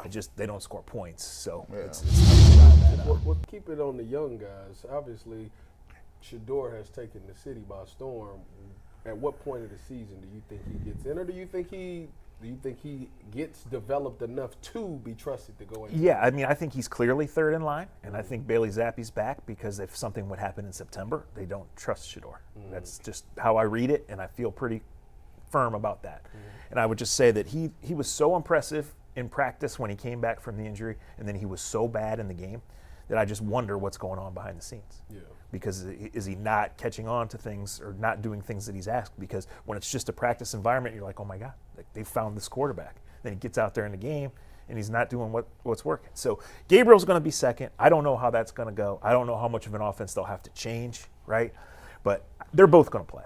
I mean, Tyvis, I think it's 11 times since '99 this team has had at least 3 different starting quarterbacks. Just mark me down for 12. That's my one prediction for this year that I feel good about. Well, I'm gonna ask you this because I think that this is an evaluation for me. It's an evaluation on the young guys, but I think this is an evaluation on Kevin Stefanski as well. Like, you have these picks, and you have your quarterback. You went out and got Pickett. You decided that wasn't going to work after he got hurt. You brought Flacco back. And the most things I hear people saying is they love Dylan Gabriel. They love Dylan Gabriel. They love him. Well, that means you picked him. That's your guy. You liked what he put on tape. Sure. So I need to see what Kevin Stefanski is going to do with developing because it hasn't worked out that well with Deshaun or even Baker. And if we got picks next year, don't we need to kind of see some progress with the guys you got now? I completely agree. Nobody says that Deshaun is Kevin's fault, right? Nobody says that 9 quarterbacks over the last 2 years is Kevin's fault.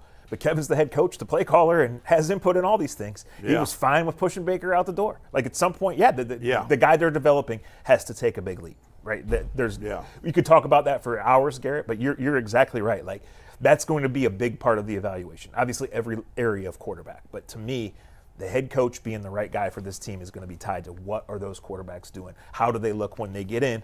And then we're all waiting to see. Are they in by the end of this month? Or are they not in until December? Let's talk. Go ahead. Go ahead. I was going to say, let's talk about the matchup specifically here. And like the Browns, obviously the Bengals have a lot of weapons on offense. You talk about the Browns having little talent on the skill position. The Bengals are the opposite. They got issues in other places, but they don't not lacking talent at the skill position. So what, in your mind, is the Jim Schwartz plan for trying to slow down this offense a little bit? They're going to do what Jim Schwartz does. They're going to go after him. They're going to move guys around a little bit. The Bengals have a brand new right guard, and that's, they're going to try to make that a problem area. Yeah. But they're going to do what they do. I don't know that Ward will travel with Jamar. He has not done that very much. Yeah. But we also have not seen, we've usually seen 3 corners that the Browns can trust, at least 2.5. They're able to trust Newsom most of the time. That Emerson thing is a huge loss, right? And like I said, Ronnie Hickman's played, and he's played well when he's been healthy, but he's never been a full-time guy here. So they miss JOK like crazy, miss Jordan Hicks like crazy. My only worry with Schlesinger is that playing 100% of the snaps as a rookie, calling the signals is a lot. He's a really gifted kid. So I don't know how that goes, Bull, but I feel like I think the Browns will play well, and I think they can win. But I just think the Bengals are so much more advanced in who they are offensively and what they want to be. They're not going to get fazed by whatever goes on or whatever counterpunch Schwartz throws them. As long as they don't turn the ball over, they're going to score enough points to win a game. You know, it's interesting. We talked, obviously we've talked a lot about JOK and Emerson being hurt, but you mentioned Hicks there. It's a big loss. It's a huge loss. Wow. I mean, he was Schwartz's hand-picked guy to come in and be the veteran guy. Yeah. And he just embodied toughness and experience, and I'll play this position if you need me until you need me to play this position. And he just didn't have it in him anymore. When you talk about those linebackers, obviously I think Devin Bush is slotted to be the starting guy, right? Yes. But then he's got his off-the-field stuff. So Mahmoud Diabate, we hadn't seen him because he had I think they say quad injury. Mm-hmm. So will he be the guy that would go in? So he was the starter through the spring and the early summer. Then he got hurt. Then we didn't see him. Okay. So we saw Jerome Baker as the third linebacker most of the time. We have not seen Diabate since the first week of August. So, but he was first up in the spring. In the spring, in all the base defense stuff. Kidding. So now, how much base defense are you going to play against the Bengals? Yeah. Probably very little. Yeah. But if he's back, I mean, he's a good special teams player, and he's a guy they've wanted to see through. He has the size to be a linebacker in the AFC North. Him and Schlesinger both are bigger than most of the linebackers they've had, so I'm interested to see how that bears out over the course of the season, too. What does it look like for Isaiah Bond? They said he came in, he's been working hard, trying to pick up the plays. He hasn't been here all off season. What do you think the game plan is for him? Do you think how many snaps he'll get and will be a big part of it? I think on a normal team, it looks like a 6-week red shirt for Isaiah Bond. I think on the Browns team, you're going to see him get the ball on Sunday. That's part of the script. I mean, honestly.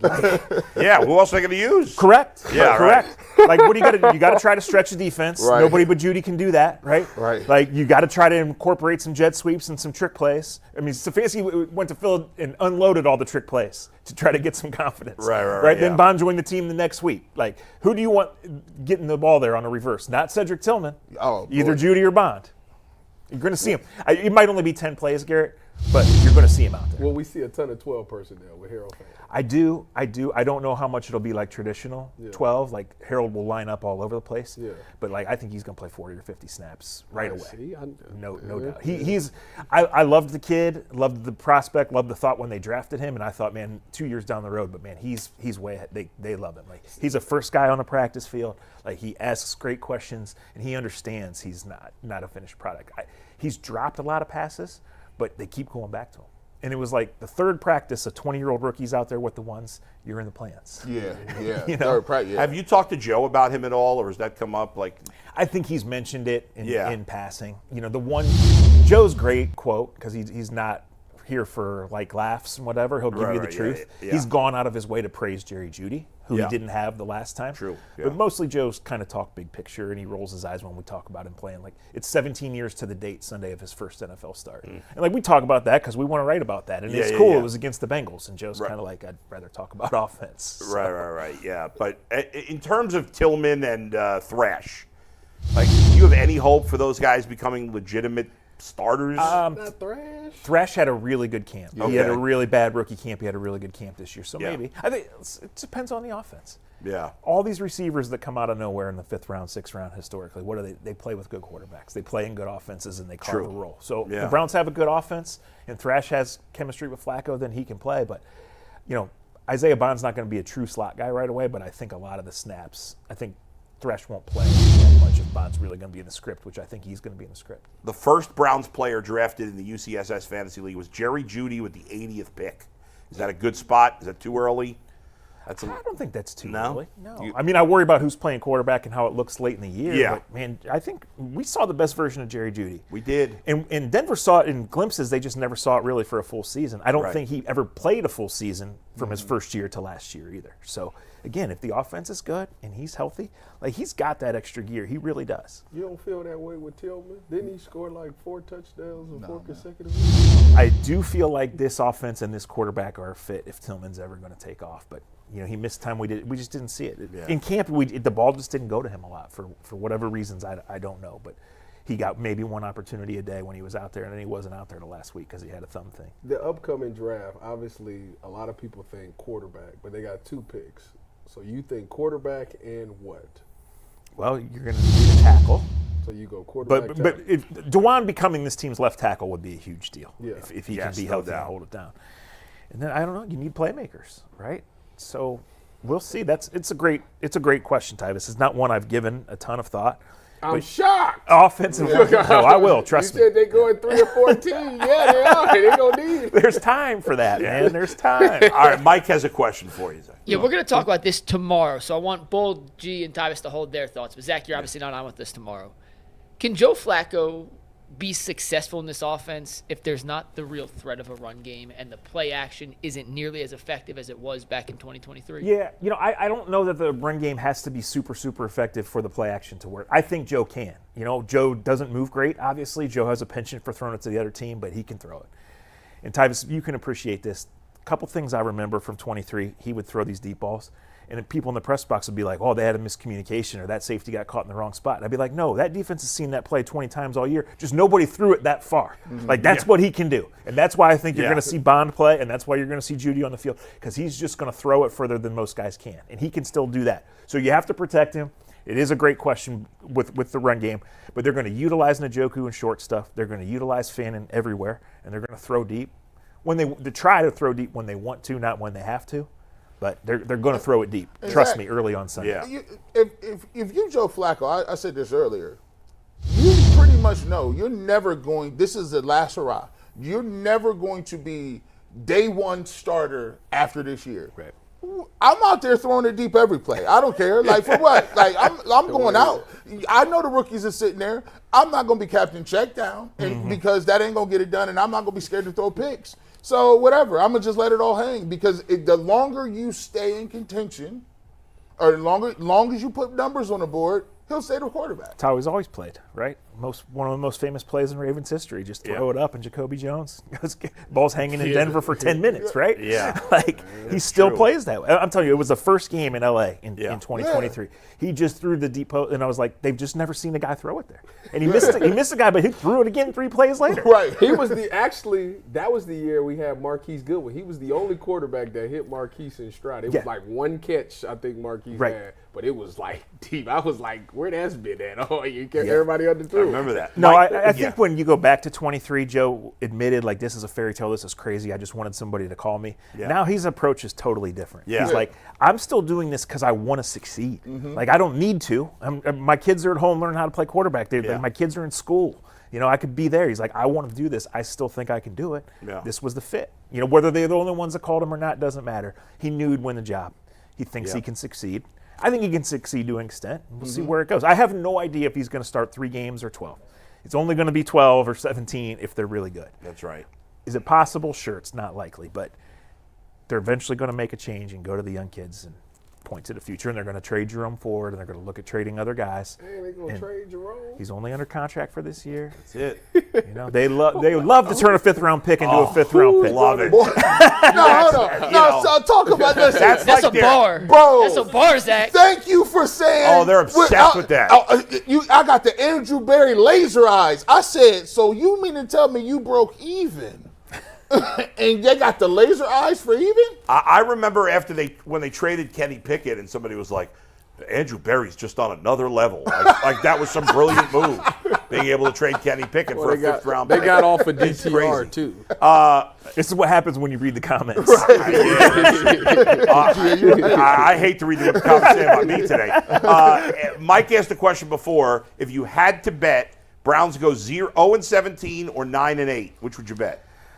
I would probably take 0. That's what I said. No, I don't think that. I don't think either's going to happen. No, neither's going to happen. But no. I mean, I will say this: we laugh and joke and talk. They are one injury at a key position. That's a fact. From it being fire sale. That's if it's at receiver. That's right. Lord knows Myles Garrett, Ward or Garrett, Myles Garrett. God. Then it's just you wrap it up. We might as well go ahead and start watching Ohio State. No, that's right. They are pointing to the we're gonna future. do that anyway. They're just not coming out and saying it, and they Right. chose to not trade Myles. And I think that the Micah thing underscored why they didn't. Because does anybody in the world think they got enough for Micah? No. Well, they were never going to get it. Realistically, there was no deal for Myles Garrett. Right? Yeah. So just roll him out there, give him his money, and see if he can do what he does. They would have, even though Myles is better, they probably would have gotten less because he's older. Yeah, well, I think Buffalo would have given, but do we want late picks? Two late right? first-round picks. Jason was the only one here that he thought it was a good trade for both teams. I guess we'll see in the long run. Yeah, we'll see. Have you studied any of the upcoming quarterbacks? Have you seen? Don't you steal my question? I got one after this. Because Lenore Sellers is probably the guy, right? Don't tell my wife, but a couple years ago I went on eBay and I bought the kids a bunch of Garrett Nussmeier cards just in case. You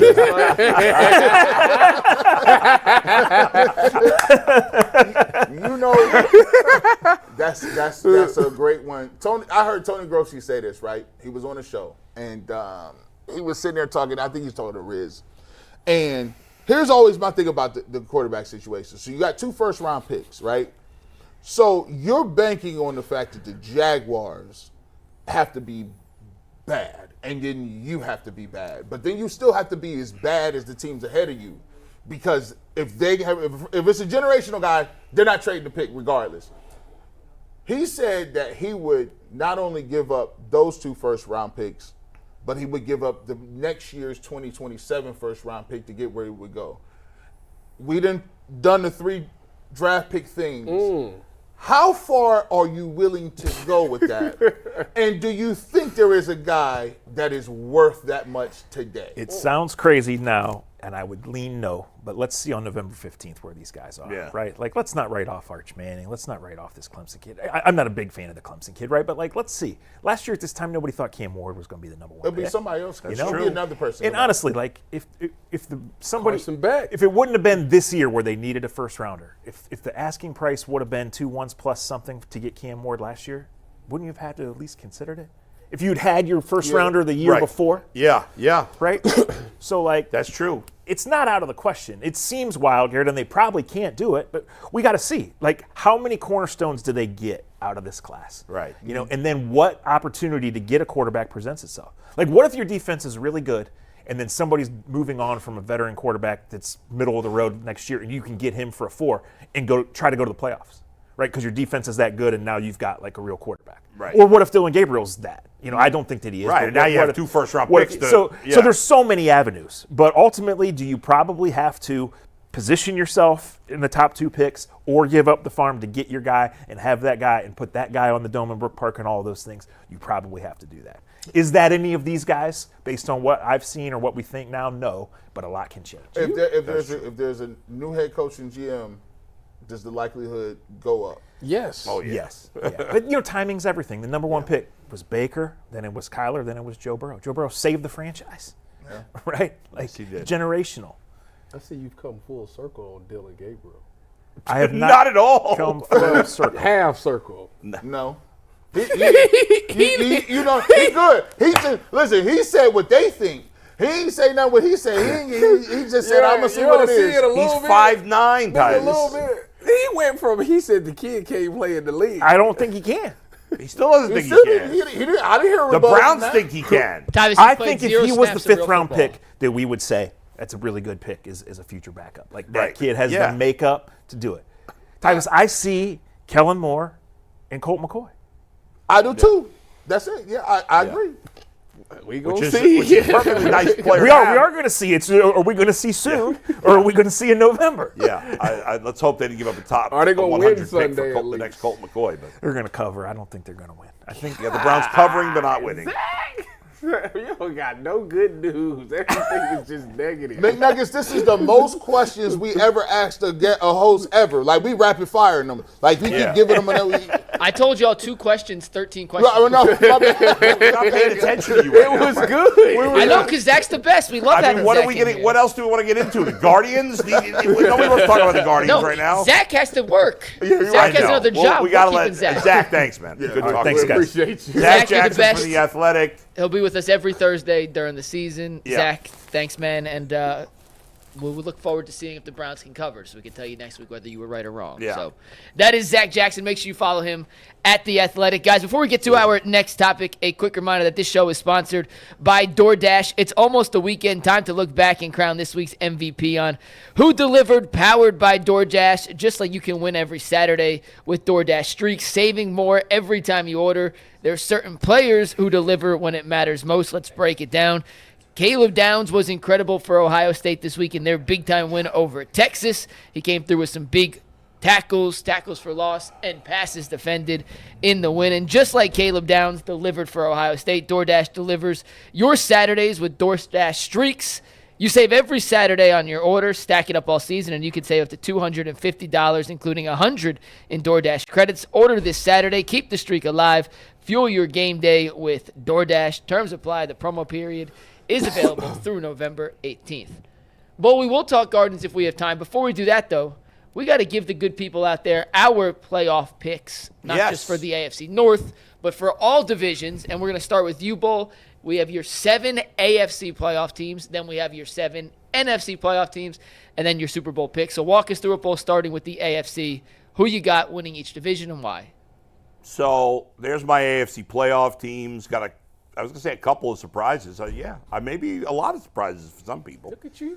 You believing in the Pete Carroll era. Yeah, so it's easy to just pick the obvious teams, and Baltimore, obviously Buffalo. the Chiefs, Baltimore, and Buffalo are pretty obvious.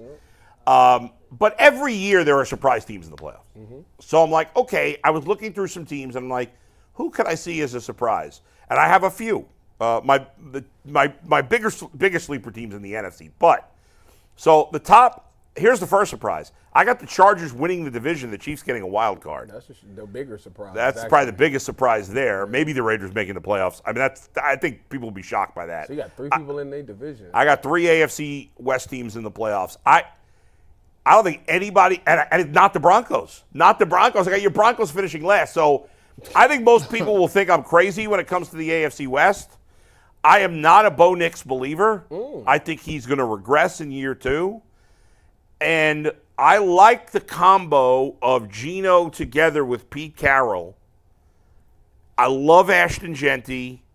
I love Brock Bowers. I think the Raiders are going to be that surprise team that wins 9-10 games and grabs that last spot. I think the other teams, whether it was I think the Bills are going to be the number 1 seed this year. I think they're going to. I'm not buying the Patriots as a contender like other people are. I think the Bills are going to run roughshod. I think they might win the division by 6 games. The Ravens are going to win the North. I'd be very surprised if they didn't.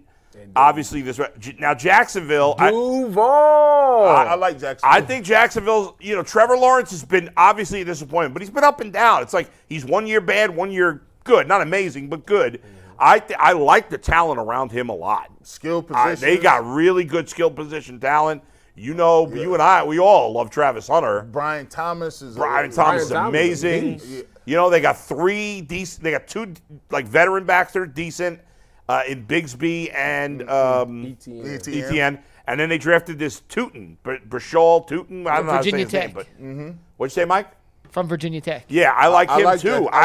They got their tight end, Evan Engram, right? No, he's gone. He with Denver now. Oh, they got Brenton Strange. Yes, Strange. Who I like too. I just think they got a lot of talent on offense, and I think the AFC South stinks. Yeah. And I think that the Texans, as much as I like CJ, I don't like what they've done around him. I don't like their offensive line.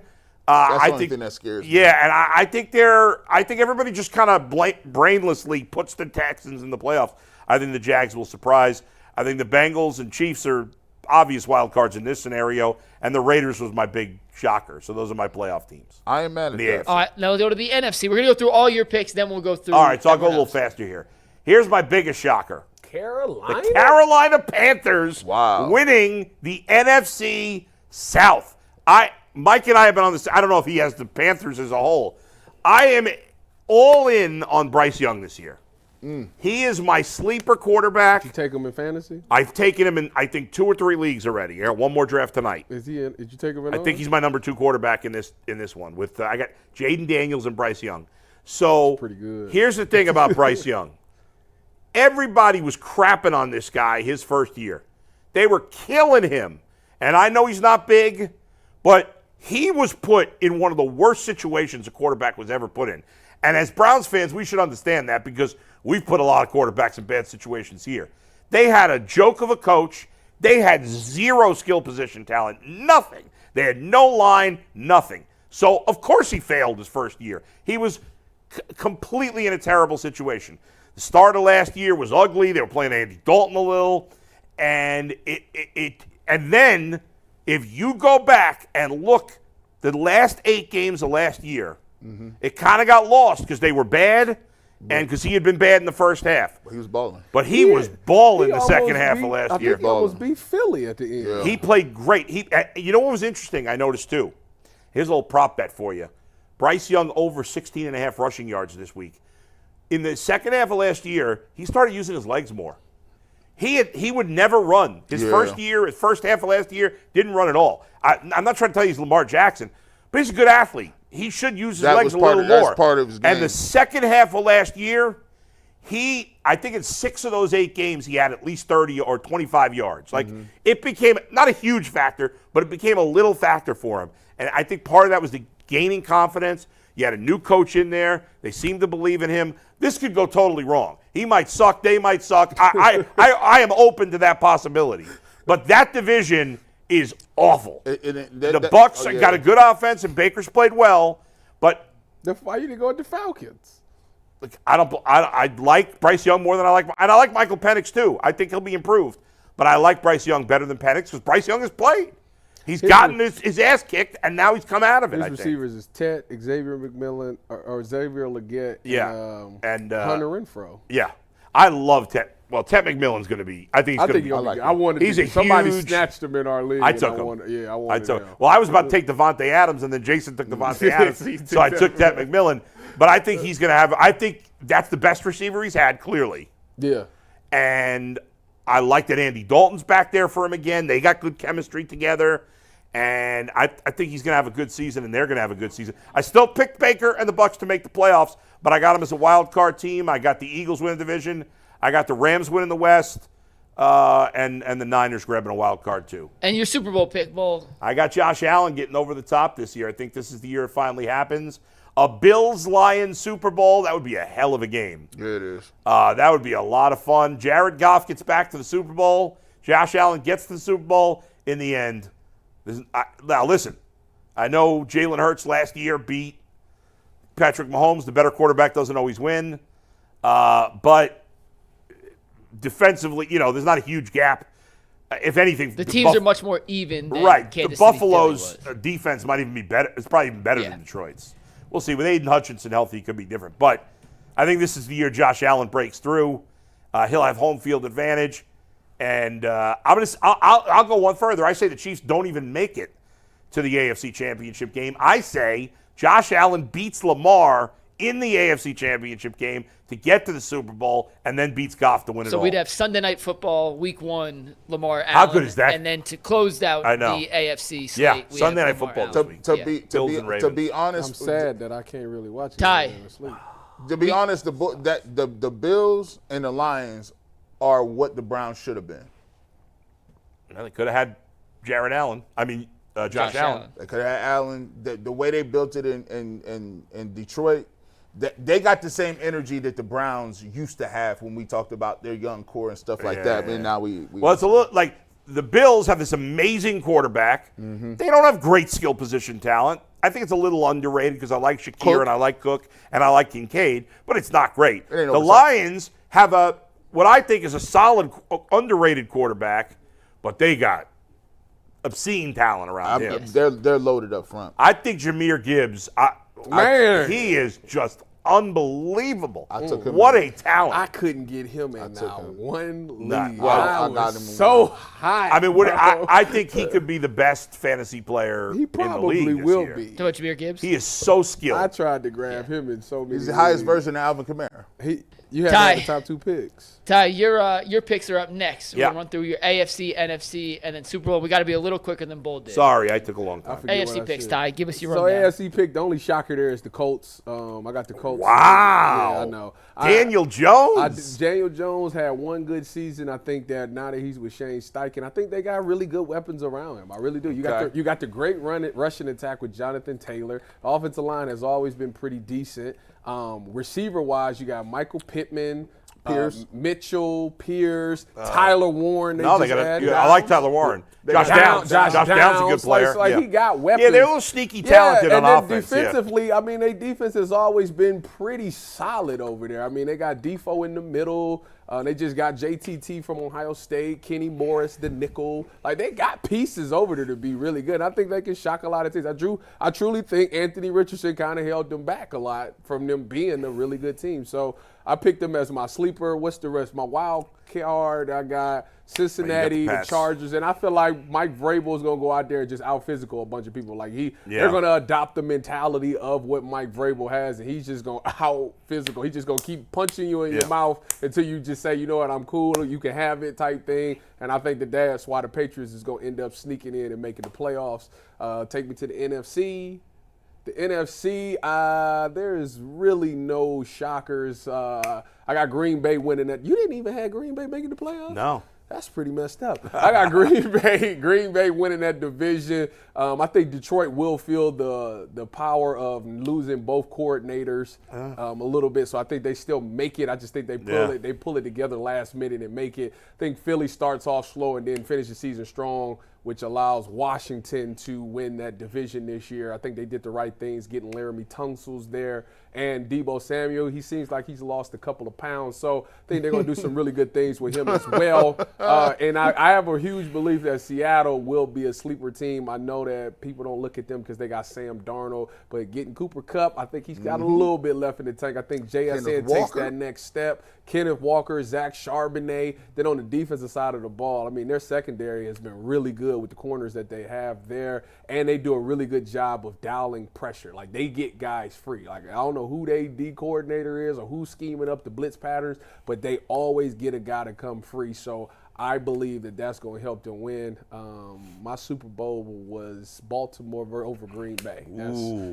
So there you go. Lamar gets his first. So I got Josh Allen winning his first championship. You got Lamar Jackson winning his first championship. All right, G. G, what you got? So when I threw my graphic out, I only picked 2 wild card teams. Yeah, we made up the third for you. That's hilarious. I only one of them guys. All right, here we go. We're going to put Russian roulette. Boom. It landed on Bo Nix. Shout out to Anthony. I wonder who's picked that one. I wonder that. Yeah. So let's go ahead and sell it. Let's start with the wild card teams. Hey, listen, Bo Nix. I'm going to tell you what, when you get Sean Payton, this is why it's important to draft the quarterback you want. Bo Nix, for a lot of people, ain't that good. But when you get put in a position where your head coach is drafted you, he's going to give you all the Dylan Gabriel playbook. See what I did right there? Yeah. You know, that was a little shot. But shout out to them. I got them making the playoffs. The Chargers, Harbaugh always does it. I have Herbert. I drafted him as my quarterback, but the thing about Herbert is I don't know if he's going to let him throw the ball like that. They've been grounding and pounding. I think they got Blake Corum still there. Yeah, they got Najee Harris is still there. No, Blake Corum is with the Rams. Yeah. Najee with them. Okay, they got Najee and they drafted that kid, Amari and Hampton. Yeah, Hampton. That's what I was thinking about. Is it Hampton or Hampton? Hampton. They gon' run the ball. I got the Chargers. They got a sneaky defense. They always be good on that side of the ball. Bengals, we already know what that is. We talked about them all show. Joe Burrow, I think, is right now trending the best quarterback in the game. I like the Texans a little more. I do think that they took a couple steps back. I think I want to see what Nick Chubb offers. I've been hearing conflicting stories. Some people say Nick Chubb is going to do his thing. Some people say, I don't know. He's looking like he lost a step. We'll see with them. And then the big three is always the big three right there. You got the Bills, you got the Ravens, you got the Chiefs. You already know what that is. So that's my AFC pick. Before you get to G's NFC, something interesting is we all have the Steelers not in the playoffs, guys.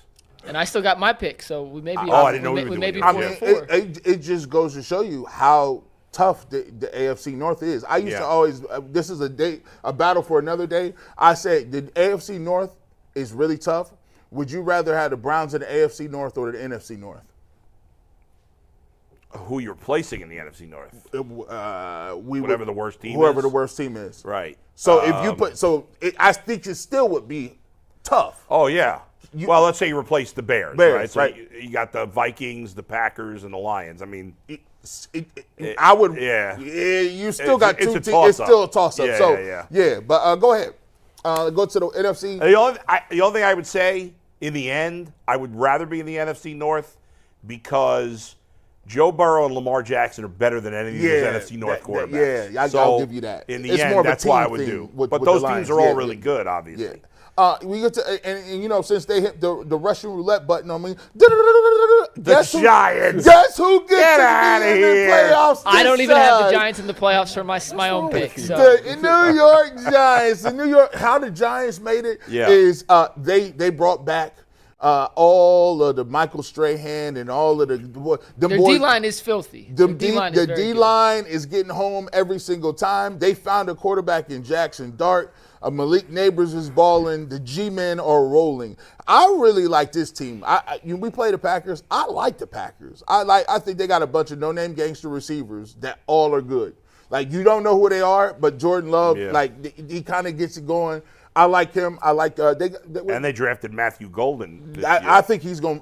I got him in the fantasy league. I think I got him in about every fantasy league because they said he's like a young Jamar Chase. Yeah, they say he's spamming everything. As if Jamar Chase is old. Like he's old. I like the Lions. I think we all like the Commanders. Like the Commanders is just like. It's funny. You see a lot of sophomore. Setbacks. Yeah. I just and maybe I'm being delusional. I don't think Jaden Daniels is going to have that. I'm not buying the Commanders this year. Really? They have a lot of the regression traits in the team. There certainly could be. It has nothing to do with Jaden Daniels. I think he may take a step back, but this is the craziest stat maybe I've ever heard. They converted 86% of their fourth downs last year. That's wild. They were 21 of 24. That's tough. Or 21 of 25, or whatever the number was, 21 23 on fourth downs last year. That's not repeatable. The league average is 37%. They were more than 2.5 times better than league average. Terry McLaurin missed all of camp. Their defense stayed incredibly healthy last year.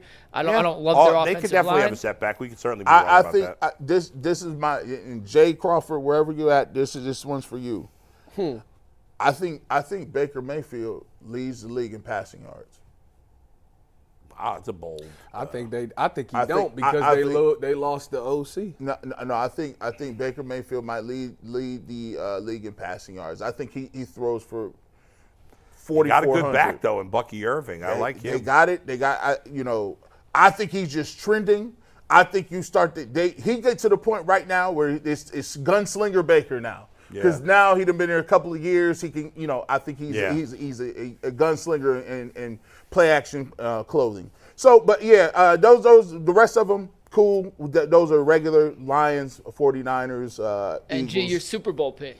Super Bowl. What did I pick? Oh, yeah, we got it. Oh, you got Josh Allen. Yeah, we got the exact same Super Bowl. Exact same Super Bowl. I got the Lions. The Lions and the Bills. I think they're gonna fall back. And I think Josh Allen. He puts the SGA cape on. SGA was a good player. I think Josh Allen is going to be like, no, I'm really him now. He's just too much at the end. I think he might run for 600 yards this year too. I'm going with Action Jackson. Lamar. McNuggets, what you got? All right, so it's my turn. Let's bring up my AFC picks. I have the Bills, the Ravens, the Chiefs. Yep. I don't love the Texans. I don't love any team in that division. I think the Texans' defense is the single best unit of any unit across those four teams, so I feel the most confident in them. I mean, way to go out on a limb making those picks there, Mike. But I would not be saying that I'm confident in that. I mean, he didn't have one gutsy pick in the whole AFC. I got in the NFC, I'm a little more gutsy. I don't love the Chargers. I don't love the Broncos, but I don't love the AFC. I think he got the AFC's top heavy, and then at the bottom in that 5, 6, 7 range, I think you could poke a lot of holes in some of these teams to make a case for. I considered the Patriots. I consider the Steelers, but I can't buy in on Aaron Rodgers. I don't trust him at all, not even remotely. I don't like any other team in the AFC South, so it's kind of chalky here, but those are my AFC picks. McNuggets, your financial portfolio read McDonald's, Starbucks, Shell Oil. Like It's a little different on the for Trump the NFC. trading cards. See, this is why we can't have no nice stuff, boo. Yeah, you it's just true. snuck it in. Sorry. All right, go ahead. My NFC picks, I got the Eagles, the Packers, the 49ers, the Bucks. I got the Seahawks, just like Tyvis. I'm buying in on Seattle.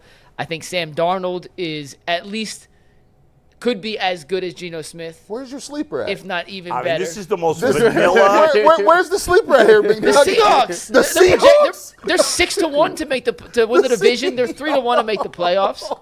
I mean, This is Haters gonna hate. This is Wow. blue Haters gonna blood nation. Gee, you said in 6 teams. We had to pick the Giants for you. Yours was just as vanilla without Anthony putting the Giants in yours. I had 2 you have wild like cards. 12 of the same 14 teams as last year, 11 of 14. Maybe. I don't like some of these teams in the But come up. I'm going to every be year wrong. there's teams that you don't expect, so you got to pick a couple. Yeah, I picked the Seahawks No, here. the Seahawks aren't a huge shock. Seahawks go to the playoffs every year, no All right, matter what. If the Panthers don't make the playoffs and the Seahawks do bowl, Yeah. no one's going to remember that you went out on a limb and picked the frisky Panthers to be good this year, buddy. You want a participation medal? I didn't ask for participation medal. I'm saying that almost every year I know, there it's are 3 to 4 teams that teams. make the playoffs Yes. that you don't expect. 3 to so 4 it makes teams. sense to try to. As I'm looking at this, I would switch out Washington for the Bears. okay, I'm gonna buy okay. in that on would Ben have been Johnson. a bold. I'm all gonna, right, you know okay, what? okay. Anthony, I didn't do it. I've already talked myself into the regression yeah, you gave case. us this whole thing about all the I know, regression. and then I forgot I picked them. It was actually a bad job out of me. I'm going to switch the Bears for the Commanders, but I'm really not in on the Commanders this year, even though I don't think the NFC East is that good. And my Super Bowl pick, 3 of us have picked the Bills. Another one picked them. Good, I like that because the 3 of us picked the Bills Bills. means they won't win, so Right. that's good. Yeah, that's. I just think Josh Allen's been so close. His playoff numbers are really damn good, guys. Like they're really, really, really Yeah, good. he's not been the issue for the most part. They need And a I just think number this is the one year. receiver, This is the man. year. Listen, you know what? Give You know, him a number one bad. hey, I like. That's a sneaky underdog pick. The Packers in the championship. Why not Baltimore and the Packers? Man, Baltimore. I don't know. Listen, What's your deal with Baltimore? because I saw Baltimore have Patrick Mahomes and Baltimore in the rain, and you still didn't run the rock all That was second crazy. half. That was crazy. It was yeah. like almost like, you know how much money people lost in that game? We like, oh yeah, this is about to be a run game. Like this is crazy. They didn't even run the ball. They just had dropped back like they was Gus, like they was running run and shoot. I said this is wild work. See but they did that 2 years in a row because the year before that they lost to Mahomes in the playoffs and they were playing man to man the entire year. And then when they got to Kansas City, they played zone and he shredded their zone in the first half. And then they went back to man in the second half, and I don't think I think Kansas City maybe scored 3 points in the second half of that game, but the damage had already been done. So I don't understand why they change up their philosophy when they get to the playoffs. It makes no doesn't sense. make any sense. It's like it's a revolving door. It's like nobody can beat the Chiefs but the Bengals. The Bengals can't beat the Ravens, and then the Bills lose to the Chiefs. And like, but it's like this weird revolving door where nobody can beat the people they need to beat to get where they need to go. None of us picked the Browns, unfortunately. No. Even Tyvis, who's the highest on the Browns. Well, I said 8-9. That's not a playoff record. And we got some fun super chats today. Yeah. Some fun ones that are going to rile the group. I'm just going to give you I a heads bet. up. Oh, man. We got 2 reads before we get to super chats. The first is Mazda. Today's show brought to you by Mazda's moving the game forward. Brought to you by those who believe it's not just about playing the game, it's about redefining it. Because these moments do more than just win, they push what's possible. They remind us to go that extra yard, shift into that extra gear, and keep moving the game forward. When you follow what moves you, the unexpected is only the beginning. And just like there's more to every highlight, there's more to every Mazda. Mazda, move and be moved. As another reminder, FanDuel is the official sportsbook of the Ultimate Cleveland Sports Show. The NFL season kicks off tonight, and FanDuel is making sure you're ready for kickoff with a can't-miss offer. Right now, new customers can bet $5, and if that first $5 bet wins, you get $300 in bonus bets to use across the app. So if you're ready to play, download the FanDuel app by visiting FanDuel.com/UCSS to get started. That is FanDuel.com/UCSS to place your first $5 bet. We'll talk some Guardians in overtime. Okay. We're gonna squeeze some Guardians in, but By the way, Super Mike, Chats can I get you to come down to our fall ball game this Sunday? this Sunday? 8:40 a.m. game. Probably not, because I'm gonna do some Muni Lot content. There's a wedding going on at 9:30 in the Muni Lot. I'm gonna try making it out too. Spider. All right, maybe the last week Yeah. of the regular season. Another game, yes, I'll make it out there beforehand, especially if the Browns are on the road. But first game, I want to be in the Muni Lot. I want to get some content. All right. If anyone, I think we're going to be the top seed, which if we win our last 2 regular season games, we'll be the number 1 seed and get a bye in the first round of playoffs. Nice. Well, hopefully that pans out. All right, some Super Chats to wrap up today's show. Mike Ricksecker says, should the Browns pick up Jabril Peppers for some safety depth? It's funny I you say would. that. I was just talking about. Was I talking about that with you yesterday? Yeah, off the yesterday air? off the air. I was saying because I was saying both the Bengals and the Browns could use him. Yeah, I would. He got again good PFF grades last year. I don't understand why he's a free agent right now. The Pats cut him. I wonder what happened. It sounds like him and Vrabel didn't see eye to eye on the way he wanted to be used. Okay. Reading into some of the reports. There you go. Well, there you go. They definitely could take him. Somebody's going to pick him up, you would think. He's a good player. I think he's if you pay him, I think he's a starter. Right now, if you picked him up. What, over Hickman? Yeah. Probably. No, we ain't doing Maybe that. not week 1 because he hasn't been on the team. We ain't but doing that. Go Blue. Go Bucks. Boy, I'll fight you. Don't play with me. All right, next Don't one. play with me. Kevin Robinson says, and this is in relation to us finding 10 wins on the schedule. This is actually kind of funny. He says, you guys have the Browns going 1-5 in the division. That'd be their worst since 2010 and still somehow winning 10 games. Don't give me we guys. That was these guys. Now listen, my job was a coordinator. didn't I was say an 1-5. analyst I said coordinator. they would have been 2-3 I'm or just 2-4. I'm trying to just show you No, the in the division. path to it. Oh, 2-4 in the division? You I got said him? they would beat the Steelers. Oh, at yeah, home, Tyvis and did I say said that. they That's would true. beat the. Yeah, Bills in the they gonna first get a week. Steelers dub.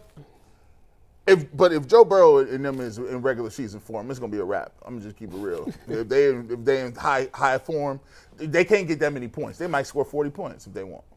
All right, next up, Kirk Davis says, can we get a moment of silence for the 2 people who lost their life in a car crash? Prayers to their families. Sending all the prayers from UCSS to whatever crash he's referring to. There's a couple from James Mace Jr. I'm going to read all of these. Nobody respond till I read all 4 of these. Okay. Because each one deserves its own response, but it'll be tied into one. James Mace does not like the Bengals. Our guy James Mace, shout out to James Mace, by the way, one of our top fans. Shout out, James.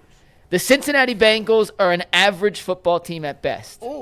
Bull, I will bet you $100 that the Browns will win a Super Bowl before the Bengals. James Mace also says, Bo Nix will have a better season than Joe Burrow, and Patrick Mahomes will win his 4th Super Bowl this year. Okay. You're responsible. I mean, the first parts of what he said is ludicrous. So what am I going to respond to? I mean, Patrick Mahomes winning his 4th Super Bowl is not ludicrous. The rest of it is silly. I mean, the Browns winning a Super Bowl for the Bengals, of course that's possible. Just because the Bengals are much closer doesn't mean they're going to win it. Yeah. So I'm not going to say, I mean, that seems crazy, but nobody would predict that. But I guess it's possible. Saying Bo Nix is going to be better than Joe Burrow is ludicrous. Listen, he's entitled to his opinion. That's fine. Everybody's entitled to their own opinion. Yeah, I can't. I just had Zac Jackson on, and he just told me that they was trying to find quarterbacks like right now. Like, if you ain't got no quarterbacks now, you can't say that. And the dude done completed 70% of his passes. That's wild. I would trade. Put it to you like this. If the Bengals said, hey, I'll trade you Joe Burrow, I would give them Denzel Ward and Myles Garrett. I would say no. Would Cincinnati would not do that, correct? Are you seriously asking me that question? I know the answer. I want you to answer it for everyone else out there. You're not. No, they would hang the phone up. They would hang up the phone immediately, yes. You could I offer agree. those 2 guys and 10 first-round picks, I'd say no.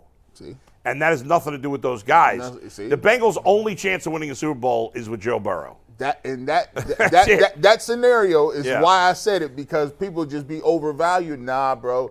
They can have both of them and Jerry Jeudy in a first-round pick, and the Bengals would say no. Yeah. I have the answer to this next one. Yeah. Dragon the Abandoner asked, are rookies not allowed to have single-digit numbers? So under Stefanski, quarterbacks, rookie or not, can have single-digit numbers.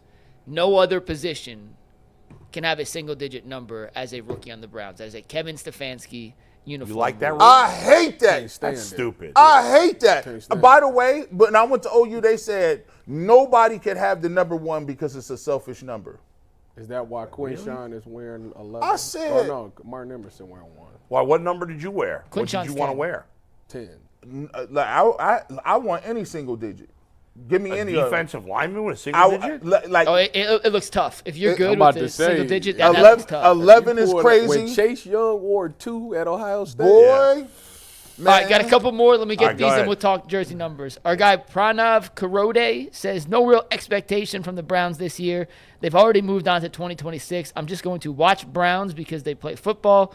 I will not let them ruin my Sundays. liar.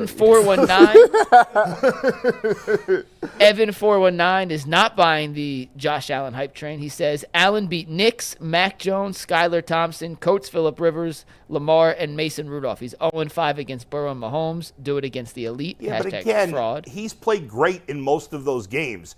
It wasn't like He's it a wasn't bum. like they didn't lose because of him. He's a bum. Right. Listen, here's what franchise quarterbacks people don't get. Franchise quarterbacks don't guarantee you win a Super Bowl. It just gives you an opportunity every year that your team is in contention. Hey, I got one and last it makes one your real quick. floor Hurry up. Right, We got solid. we only got Go like ahead. 20 seconds. Kirk Davis says, forget it. I got the Browns taking it all. Hashtag go Brownies. All right, Kirk. We'll see you in overtime. We're going to talk a little Guardians, big second inning in overtime. We'll see you in about 2.5 minutes.